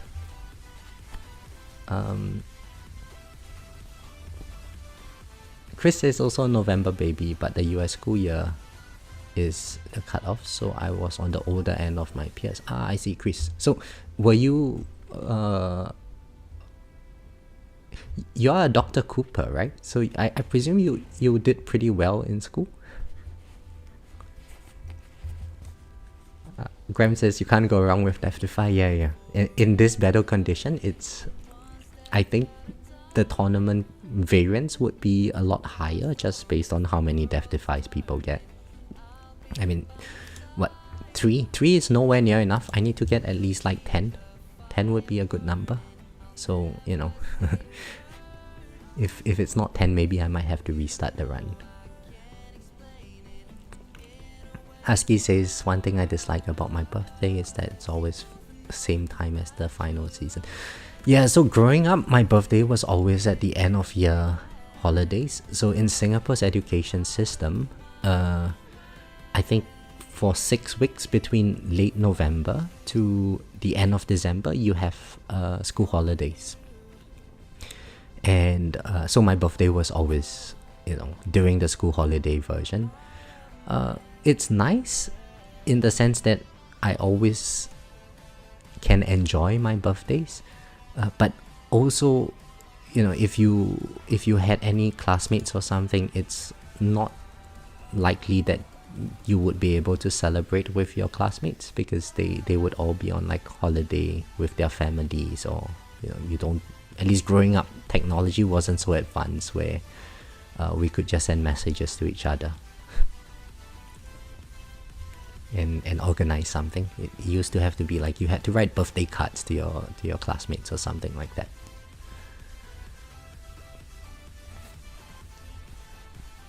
Sometimes I get too busy that I forget it's my birthday. Yeah. I sometimes forget my age as well. So if people ask me how old I am, it takes me a while to remember. I often think I'm a lot younger than I actually am. Hi Michael. Does the GT and CF range start at the tower and end at the end of the visual display, or GT doesn't seem to touch the first 50 meters. So CF range, the lap for CF range extends the CF beyond your tower range. I think CF by nature is just slightly on the interior of your tower range. And then you can edit up to 60 meters beyond. It was only recently that I realized that Golden Tower has a maximum region given by this radius over here. I always thought that it's just the entire screen, but as you can see, the enemies are sort of spawning beyond the golden circle.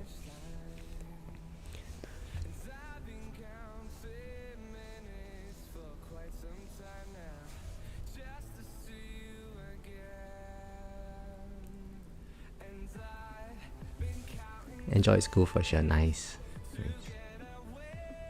So I was never a good student. I used to go to school and copy my friends' homework every day, because I couldn't be bothered doing homework after school. I was just always too tired, and I never really could pay attention in class because I daydream a lot. And somehow I managed to get through secondary school. I have absolutely no idea how it happened.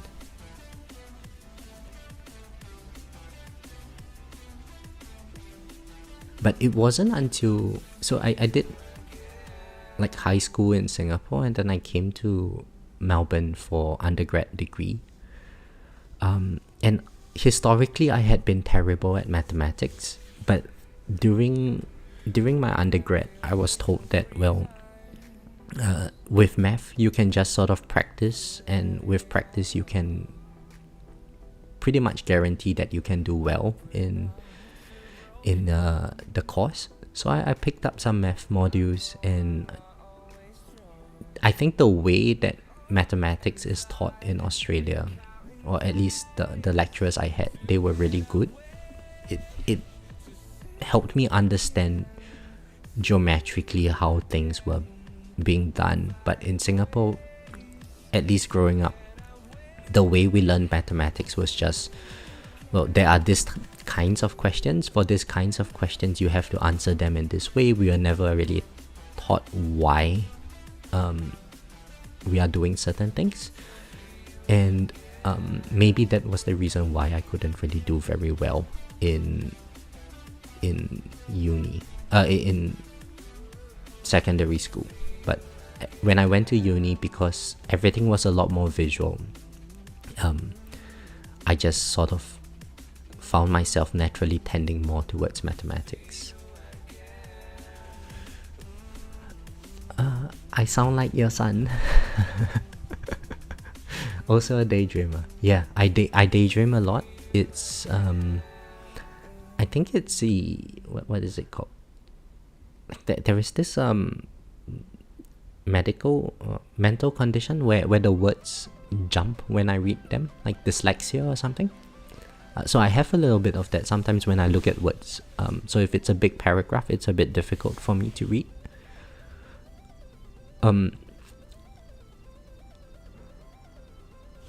This boss is not dying, so maybe I use my missiles here. And oh look, that didn't do anything at all. Oh my goodness, all of those missiles, and it did 0.4% of the boss's health. That lab, I just maxed it out, guys. It's 50 missiles. 50 missiles did 0.4% of the boss's health because I guess none of them crit.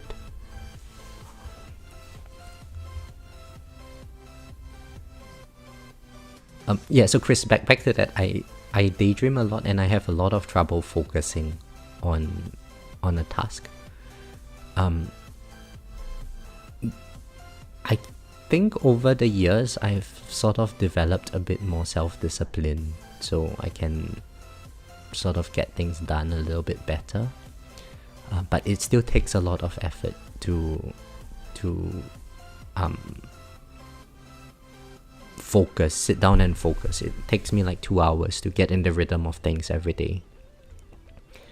And once I get started, at least it's a bit easier to persist with what I'm doing.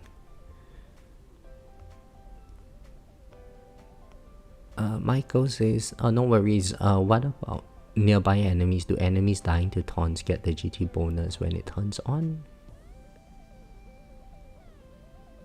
Yeah, I think they would.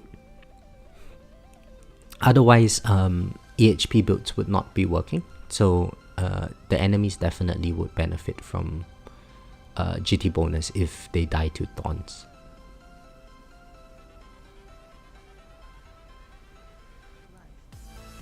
Swift says, I hated school growing up.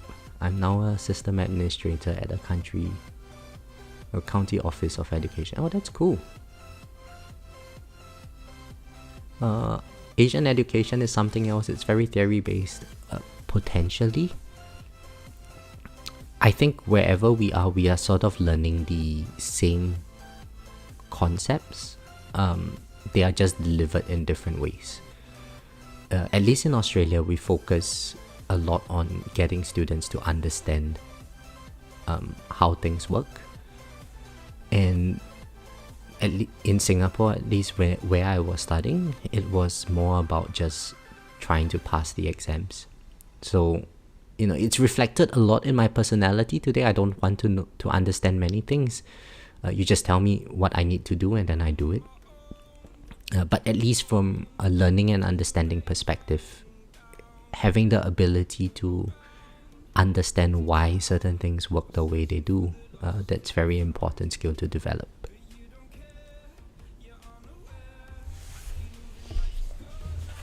Chris says, the why is so important in mathematics. Once you understand the why on several topics, everything in maths. Yeah, exactly. So all along, I thought trigonometry was about triangles. And then in uni, I realized that it's about the periodic movement of circles and stuff like that. And these days with my research, I do a bit of like real analysis things. So sometimes when the algebra gets very, very complicated, the ability to just sit down and reason why the answer has to look in a particular way helps a lot with developing how I go about thinking about the problem.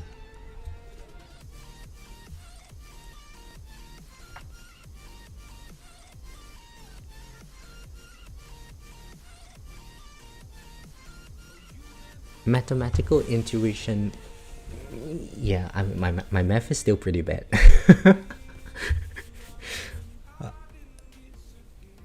So at least in economics, we sort of use mathematics to explain real world phenomenon. And part of my research is on understanding the interactions between consumers and financial advisors. And so since I used to work as a financial advisor, it was quite easy because I can just put my shoes or put myself in the shoes of a client that I used to work with and think about, well, this is how we used to behave, so the answer has to look something like that. And given that I know this is the answer I'm looking for, then how do I go about showing it? So I kind of work backwards that way. It's a bit of a cheat for me.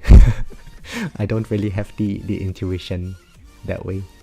I just know what I need to show and then I go about trying to show it.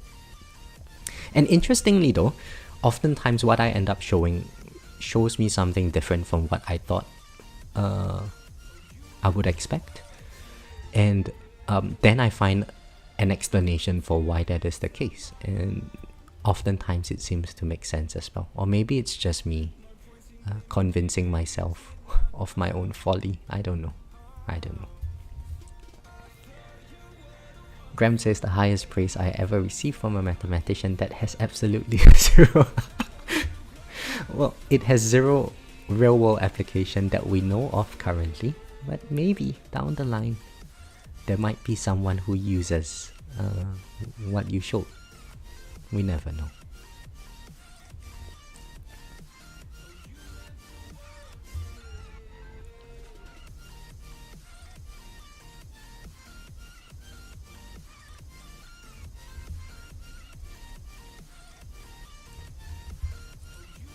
So I think one of the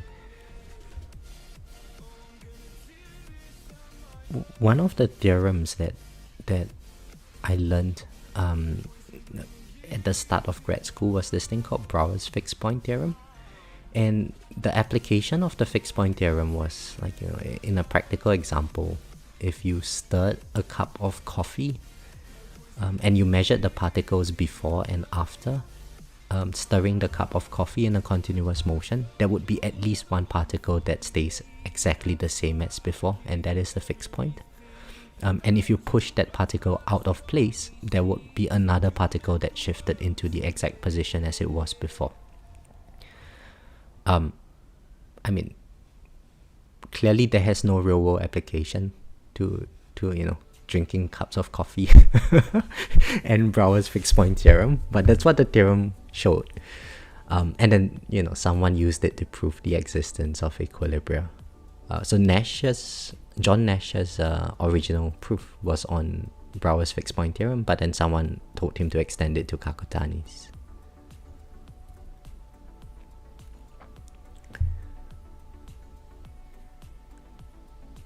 Well, but anyway, I don't want to talk about economics. The whole purpose of this YouTube channel is so that I don't talk about economics. Husky, one is more fitted, more workers, and another one is more fitted for researchers, is what it feels like. Yeah, potentially. Graham says, in America these days, school is about self-esteem and feeling good about yourself, not learning. Oh.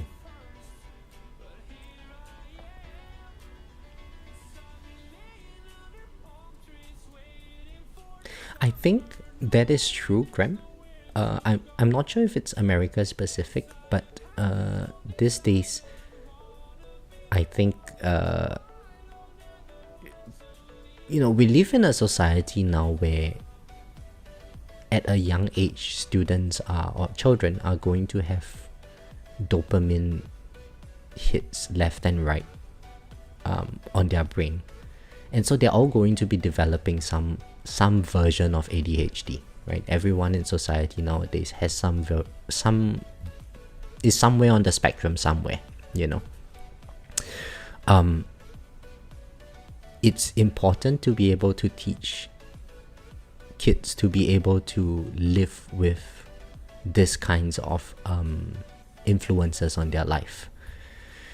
So maybe that is true. It's important to, children are fragile beings, and we should be guiding them to be able to cope with various stresses in life. I think that's important.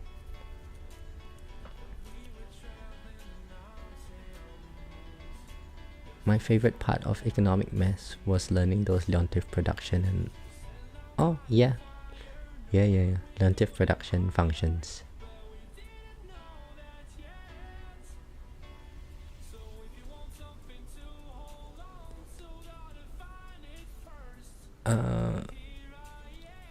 I thought you do some math or computer science related research when I saw you use Beamer in one of your videos.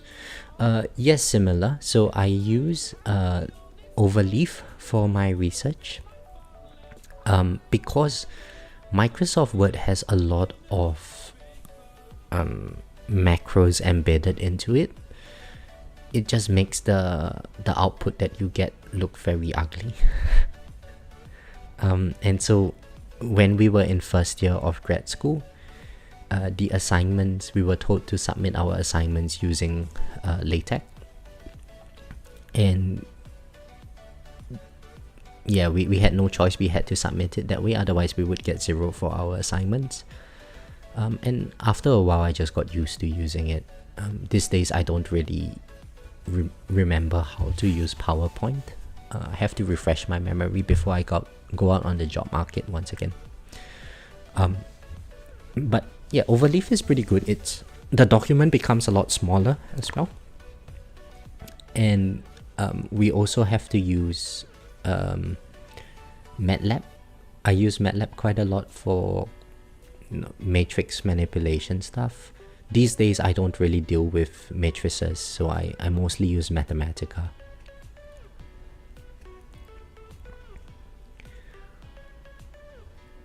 Swift, what was my biggest takeaway working as a financial advisor? Like how delusional people are with their money.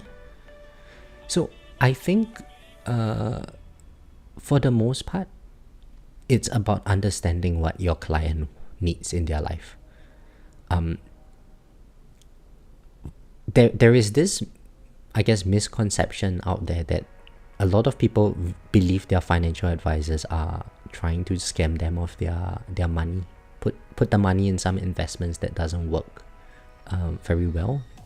And for the most part, yeah, the financial instruments that are out in the market are generally not the best, because banks want to, or financial institutions, they want to make some money along the way, right? So you are going to be slapped with fees left and right. Oh, and there's another Devtify. Okay, so you're going to be slapped with fees and stuff, which makes things a bit iffy, and it's difficult to trust your financial advisor. But really, when I speak to most of my clients in the past, it's about finding out what their financial needs are, and seeing if I can help them in any way. So it's mostly just, well, if you tell me what you would like to achieve, then I would share with you about what financial instruments, or we come up with a plan together about what financial instruments you could use to achieve those goals that you told me that you wanted. And it's up to you to decide whether or not you want to go along with it. And so it's just a recurring conversation. You end up developing quite a good relationship with your clients, for those that invest with you, because you are regularly contacting them and you're just having a conversation with them about it. But I don't think most people are delusional with their money. There are some people that are very risk averse. So they just have no capacity to have any volatility in their portfolio. In situations like those, it's very difficult to have meaningful conversations with those clients. But for the most part, clients are very, very nice to us. I mean, if you're going to be putting your money with somebody, you generally have to trust them quite a fair bit. And for the most part, I can't say the same for every person in the industry, but knowing that my clients put their trust in me, I try my best to not misuse that trust, and I just try my best to help them where I can.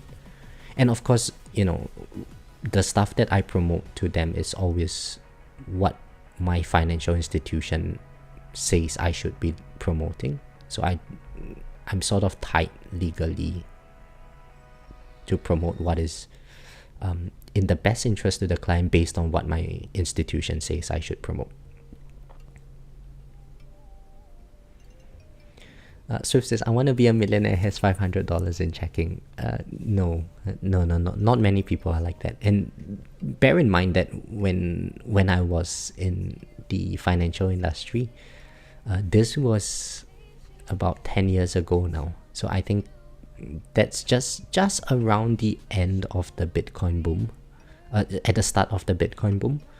So I think when I left financial advisory, Bitcoin was around the $1,000-ish region. And man, I wish I had bought some. Imagine if I had gone in back then. Oh, life would be good now. I can afford Xsola.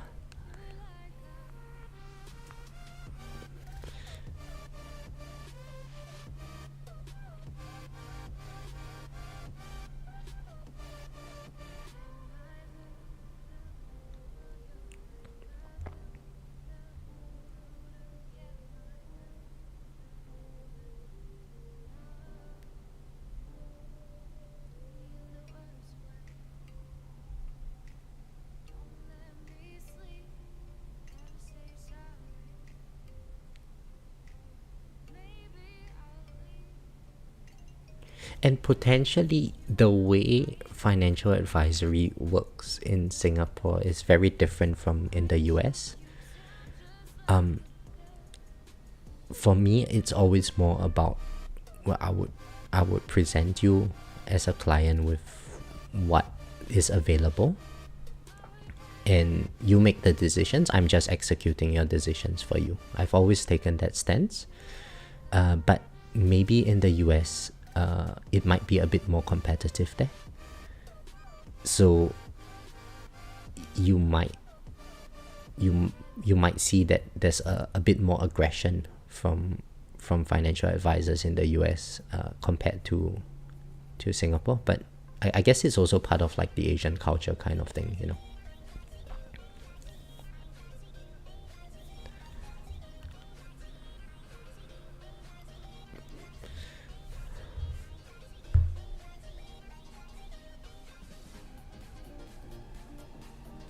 Oh, and we are still going. It's 2590. So I had actually predicted my wave count wrongly. Maybe we might be lucky and get to 2700 today.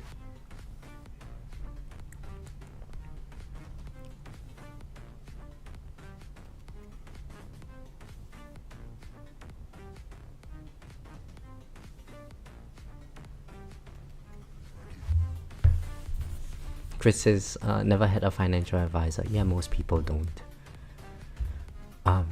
Swift says he's the opposite. Invest every cent into real estate. Tell anyone. Oh yeah, real estate's a good investment vehicle as well. I mean, granted, most of the clients that I ended up building relationships with, they were clients that I had to call.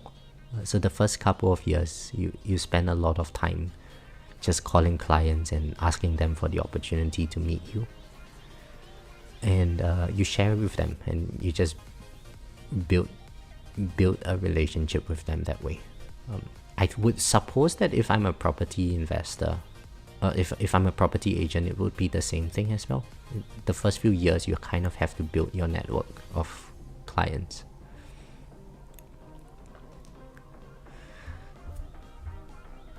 Swift, sitting on 5 properties, working on the 6th. Won't stop until the 10th. You need a son, Swift.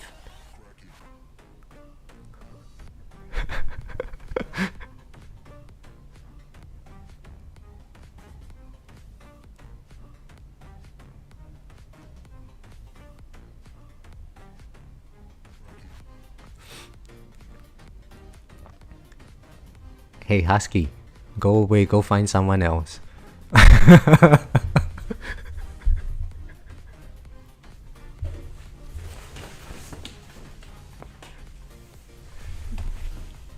And a daughter on the way. Oh, nice. Congrats. Wow, that's amazing.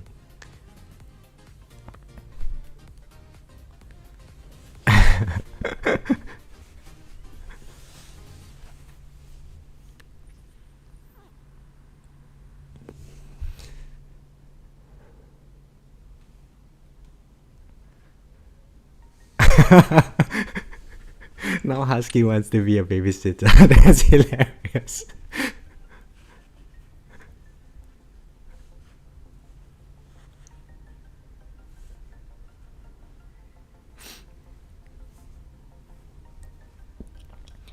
So I'm actually curious, Swift. How crazy is it having to manage 3 kids? And I'm pretty sure you're working very hard as well to be able to afford 5 properties.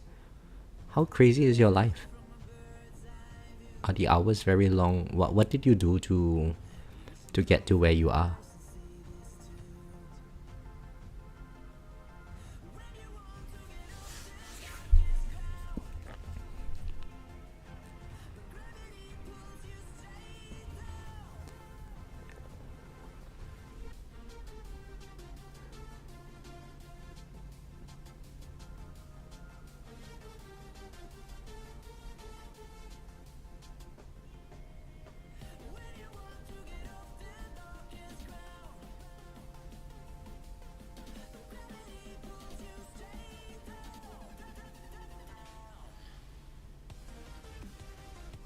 Yeah, you started working at 15, you haven't stopped, about to turn 36 this year. Man, our life outcomes are so different. I'm about to turn 35, Swift.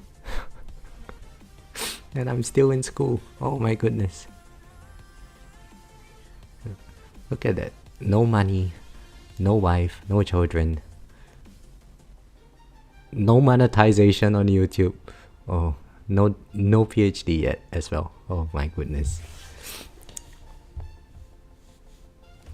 I guess I drew the short end of the straw. Hey Eugene, how are you?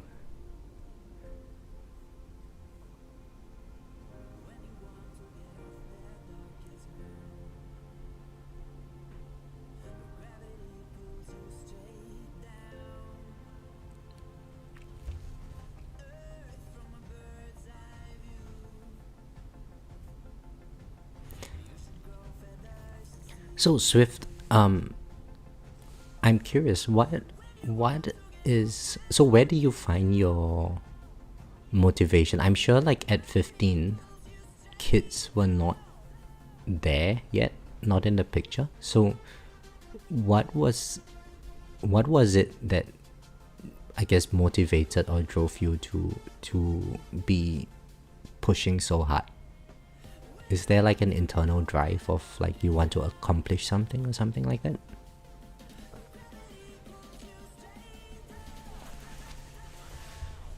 Yeah, Pilgrim, I agree. Lifestyle inflation is one of the biggest issues. You earn a bit more, and then you think that you can afford a lot more than what you actually earn, and sooner or later you just realize that I'm always in a perpetual state of being broke.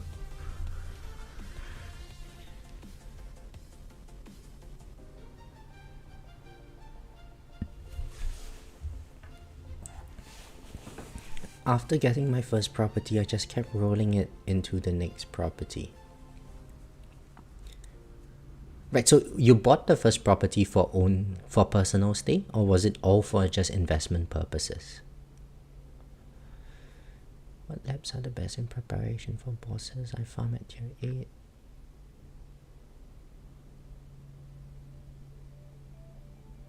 Chain lightning and spotlight, everything is synced to. So Eugene, I presume you mean CH. CH means chrono field. So if everything is synced, then you don't really need to worry too much on that aspect. But if you want to prepare for bosses, it's just how much damage you can kill them, how much damage you can dish out to them. There's nothing much or nothing magical about it.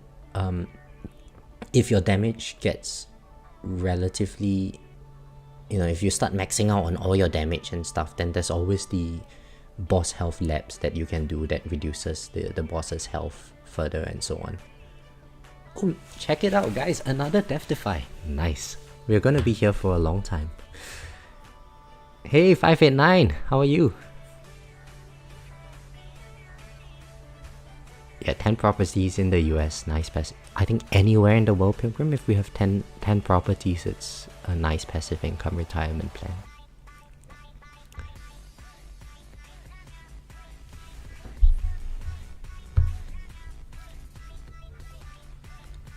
So I reckon you are way ahead of me now, 589. Like, I can barely see your shadow in the distance.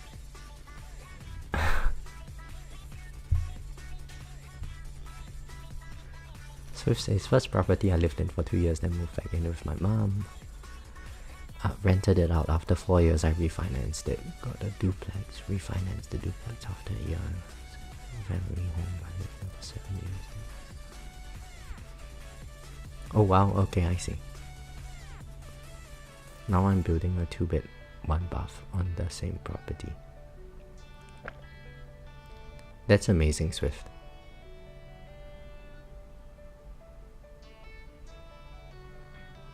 Yeah, 589. I think bounce webbing is going to be a great strategy for this tournament. I don't have attack speed mastery, so its benefit is going to be very muted. But at least where I'm at right now, it's difficult to kill the bosses without any ultimate weapon crits. So if I get unlucky, yeah, I end up dying very... I would end up getting hit by the boss. And there is the Death Defy battle condition, so I think with webbing, we might actually get very, very far this tournament. Unfortunately, I don't have the right setup for webbing.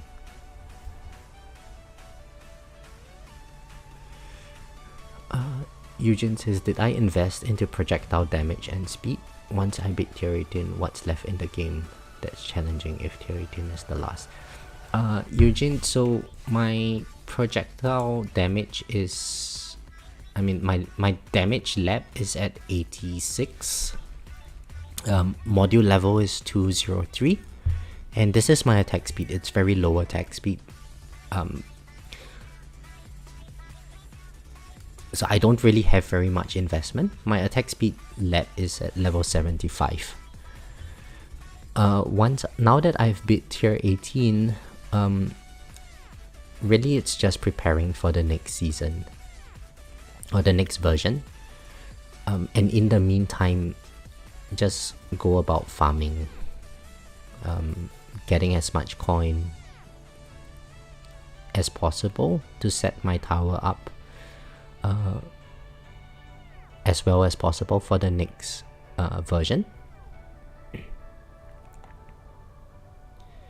The most challenging aspect of this game is not completing tier 18, unfortunately.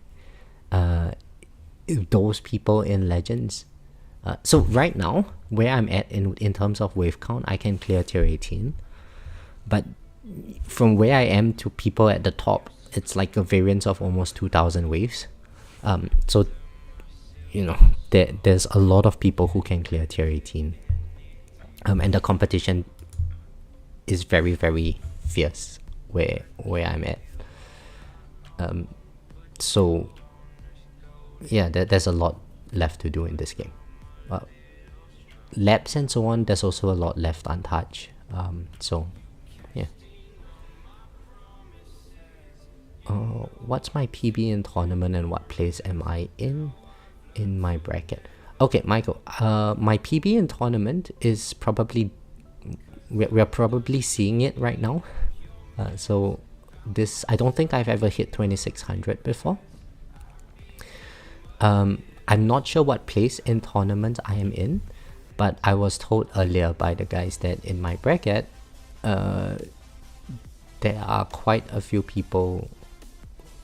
There are maybe like 3 or 4 people that are, I guess, in competition with where I'm at. So yeah, I'm not going to look at my tournament position until after the run. Oh, and check it out, another Death Defy, guys. Oh, what a tease.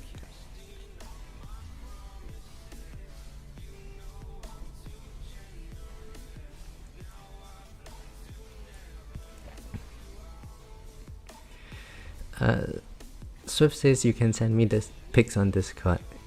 About what?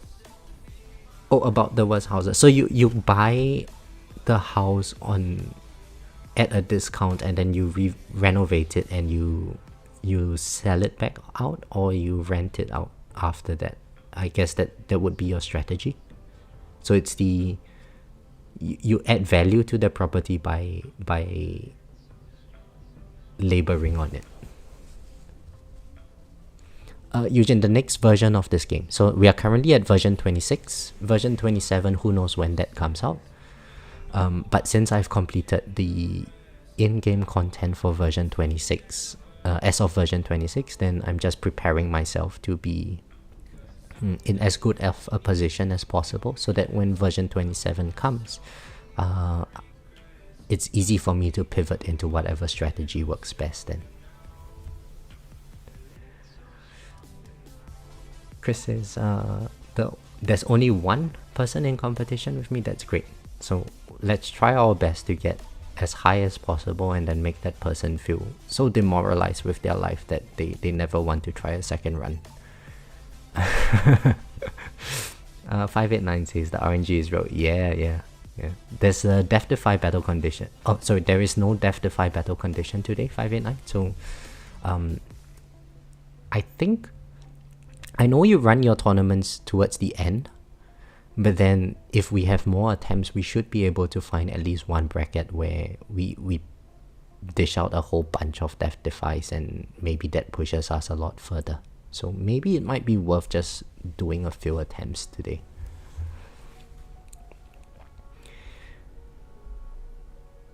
I fixed them up myself, rent them out for a year, refinance, then go. Yeah, Swift, I think that's a great business idea, man. So I think in Singapore, beyond the first property you have to pay like additional buyer stamp duty, and the amount that you can finance for second property and onwards is very, very little. So I think you have to outlay 50% of the property's value in cash for the second property and something like that. Hey Doug, how are you? The stream quality from what I understand is going great. Everyone says it's much better compared to the previous stream. So thank you very much for that. Eugene, no. So your tower will not be lost. So if you go to this version, the settings key here, you can see the current version of the game is version 26.4.1. In every version, they add in some extra components to the game. For instance, like in version 26, they had the vault, I think, and guilds. Guilds were a latest inclusion in this game. So who knows what new content they would include in version 27. Oh hey, 0 stream issues today. Well, that's amazing. Thank you.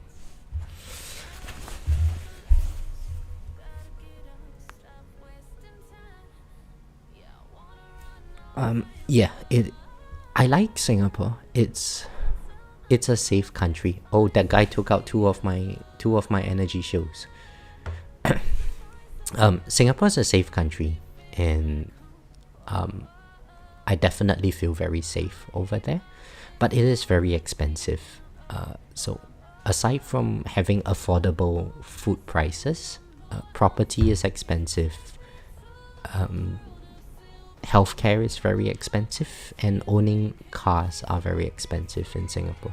But other than that, it's a nice country. It's also very nearby a lot of Southeast Asian countries. So given that, say if we look at Thailand or Vietnam or Malaysia, the currency is all weaker than in Singapore.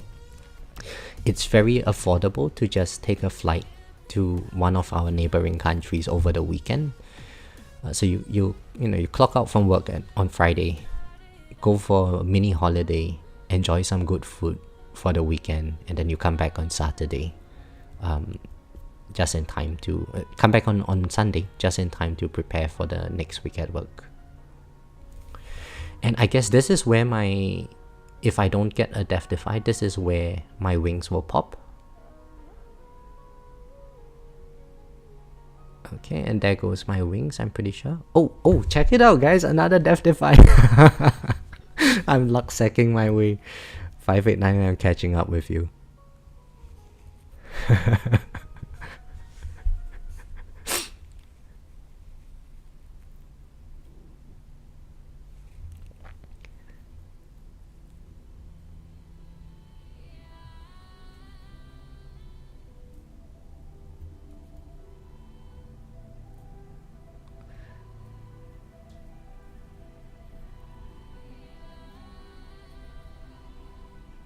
Hang on. Look at this. The enemy health is not moving down. Or the boss's health. Oh, okay, the boss died. It's okay. Ultimate crit.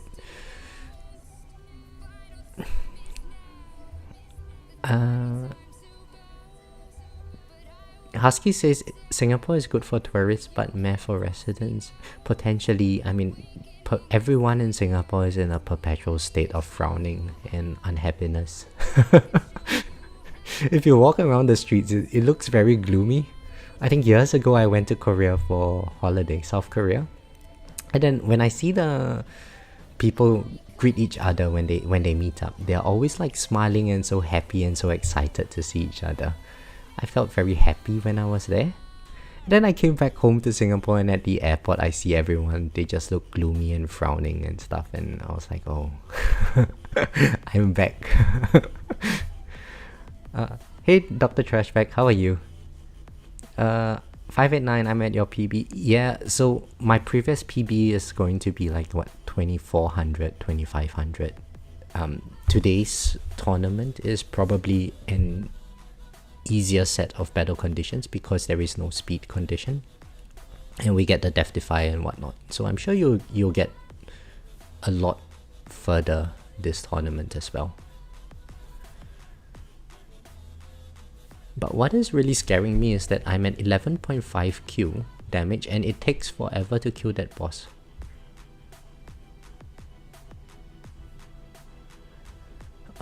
Doc said when he lives in Singapore, traveling to Malaysia, cheaper.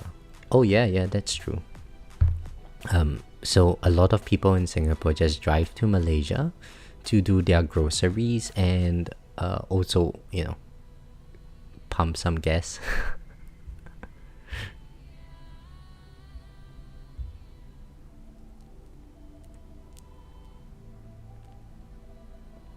And it's a nice family outing, you know. If every now and then I might just take a drive with my dad, go to Malaysia, have breakfast in the morning, play a round of golf, and then, you know, maybe after that we go for a massage after the game, and then we have dinner and come back home. It's like a third of the price that we would have to pay back in Singapore. Doing well in Las Vegas. Oh, good luck at the casinos, Dr. T.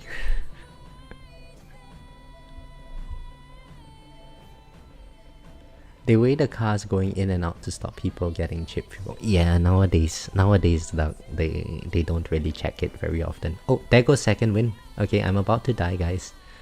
No, I hope we might get another Death Defy or two, so that I can hit 2700, but we are already outperforming by such a large margin that everything I get now is icing on the cake for me.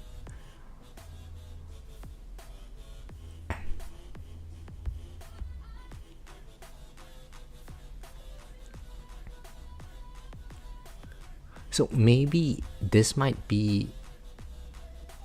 No, I wanted to say that maybe I should increase my tower range at this stage, but then I realized that if I put in the range cut, none of these enemies would be hit by my Poison Swamp, and I don't want that because of the range ultimate.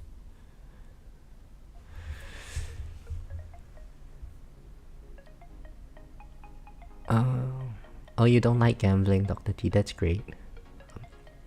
Just like the modules in this game, but you do like the shows, food, drinks. Yeah, I enjoy your vacation. How long will you be on holiday for? And thank you for watching this stream while on vacation.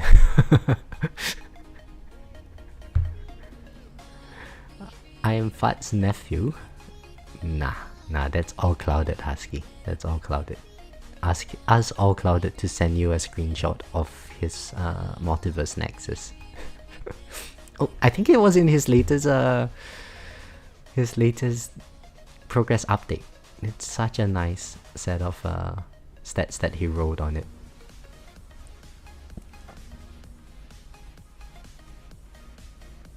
Pack water on the way out and die. Oh wow, another week left to go. That's awesome. Enjoy your holiday.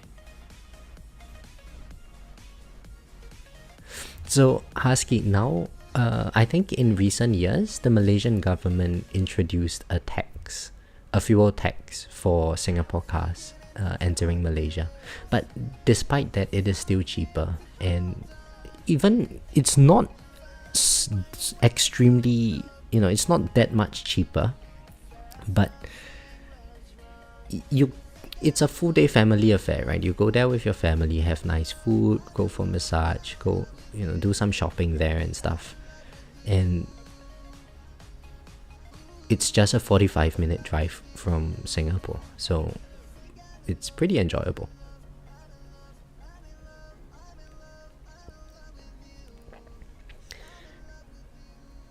Dr. T, how are the electric vehicles, their price of electricity? So EVs are pretty cheap.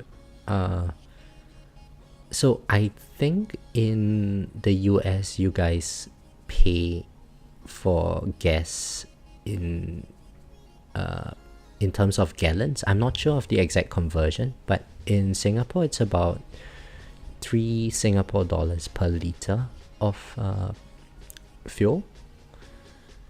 In terms of EVs, I heard that you can get a full charge for $20-$30 by comparison.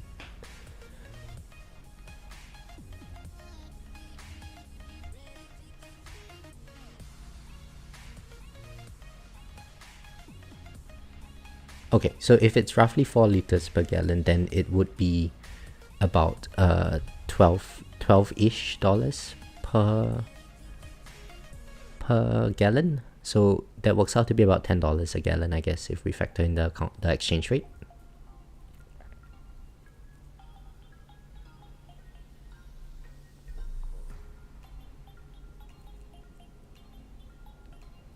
Oh, so if it's $2 to $3 per gallon, then it's very cheap in the US.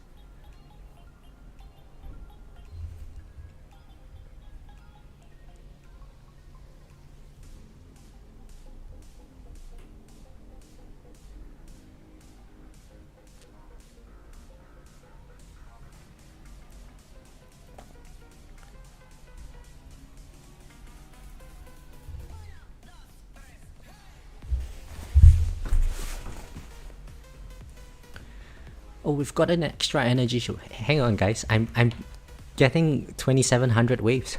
Nice. It's a new PB.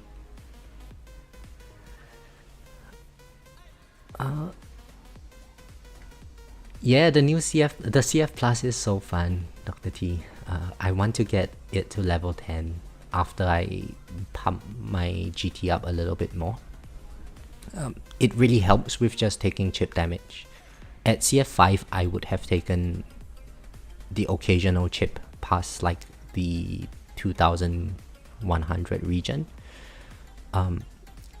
In this run, I think at max I might have taken one hit from chip damage so far. And getting it to level 10, it's going to help a lot with boss's health. It also helps that the bosses spin around so much more, so they get the opportunity to be stunned in my poison swamp a lot more.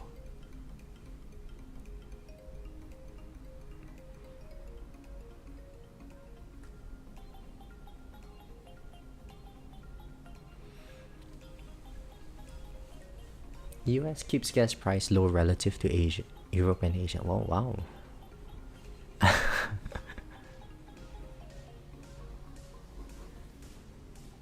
But that is because the US also has a high amount of oil production, right? In Singapore, we don't have any oil. We don't have any natural resources. So maybe that's why everything is more expensive.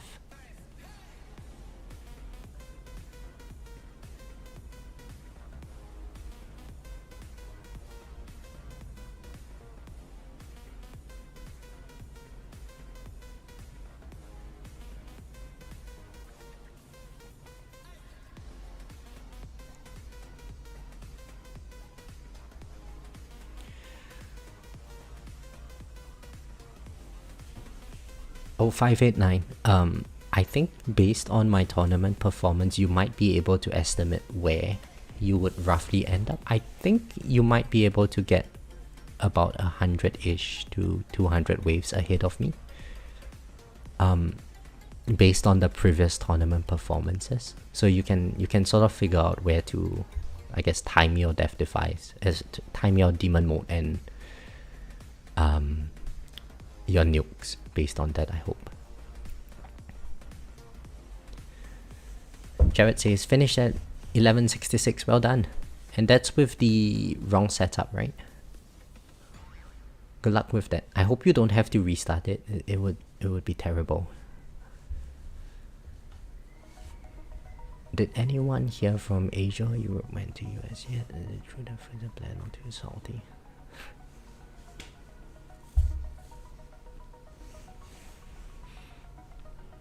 I actually haven't been to the US.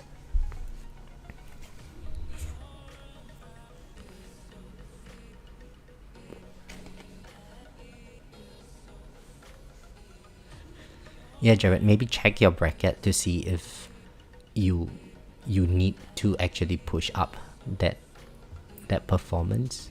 If there's no change to your tournament rewards, then maybe no point. I see a lot of internationals gaining weight when they move to the US. Is it because the food portions are very large there? In Australia, the food portions are much larger than in Singapore. I gained quite a bit of weight when I moved over.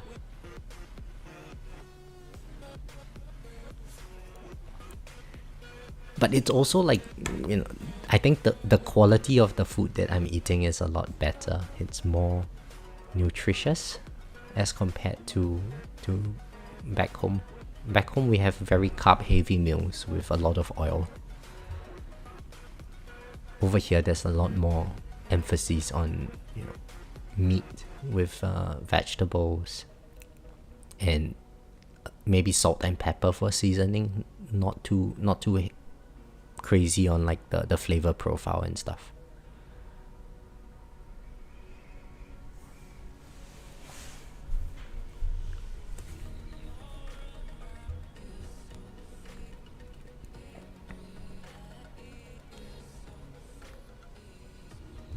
In Singapore, I walk everywhere. So actually, Doug, in Melbourne, I walk everywhere. Even if public transport is an option, anywhere within the city, I walk. And I enjoy just the weather over here. It's cold at times, but oh, there I go, I died. Hey guys, rank 1. This is going to change very soon, I'm sure. Anyway, let's check out the stats. So, oh my god, 2 hours and 28 minutes. Okay, we got killed by a boss, which is good, because I was expecting to be killed by a boss. Orb damage was good. Swamp damage was very good. Oh, swamp damage did so much more than chain lightning in this particular set of battle conditions. That's very interesting. I think it's just because I got Poison Swarm Plus. And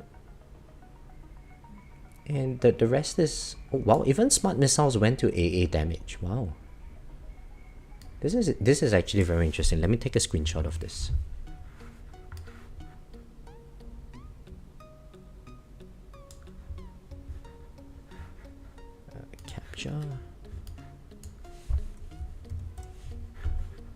Capture this. Okay, and let's see the overall performance. Okay, so this was the guy who was very close to me. 47, 47. No, I'm going to lose to this guy, unfortunately, guys. Yeah. Yeah, I'm pretty sure I will lose to this guy. But depending on where he ends up, maybe I might try a second run. Let's check out the other guys. 1273, 23, 619, 18. I don't presume any of this would be... I need to check any of those.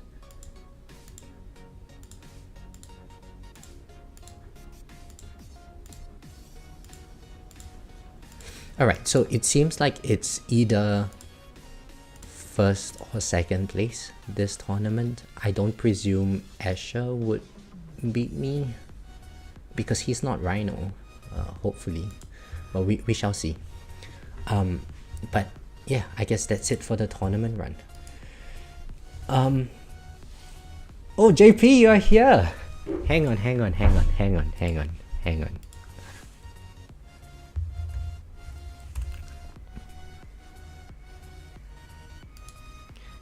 So we were wondering if we should play your song, JP. I didn't want to play it originally because you were not here, but I wanted to test out whether or not it will cut my stream. So it's great that you are here. It's just once, JP, just once. Tell me you feel before you all the things you said to you, everything that made you feel brand new.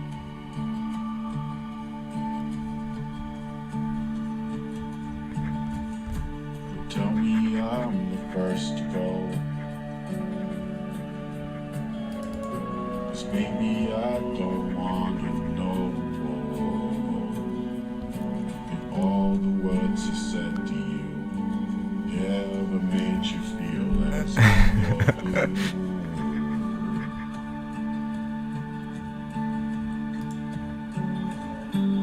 Maybe I'm not leave reminders of what we were.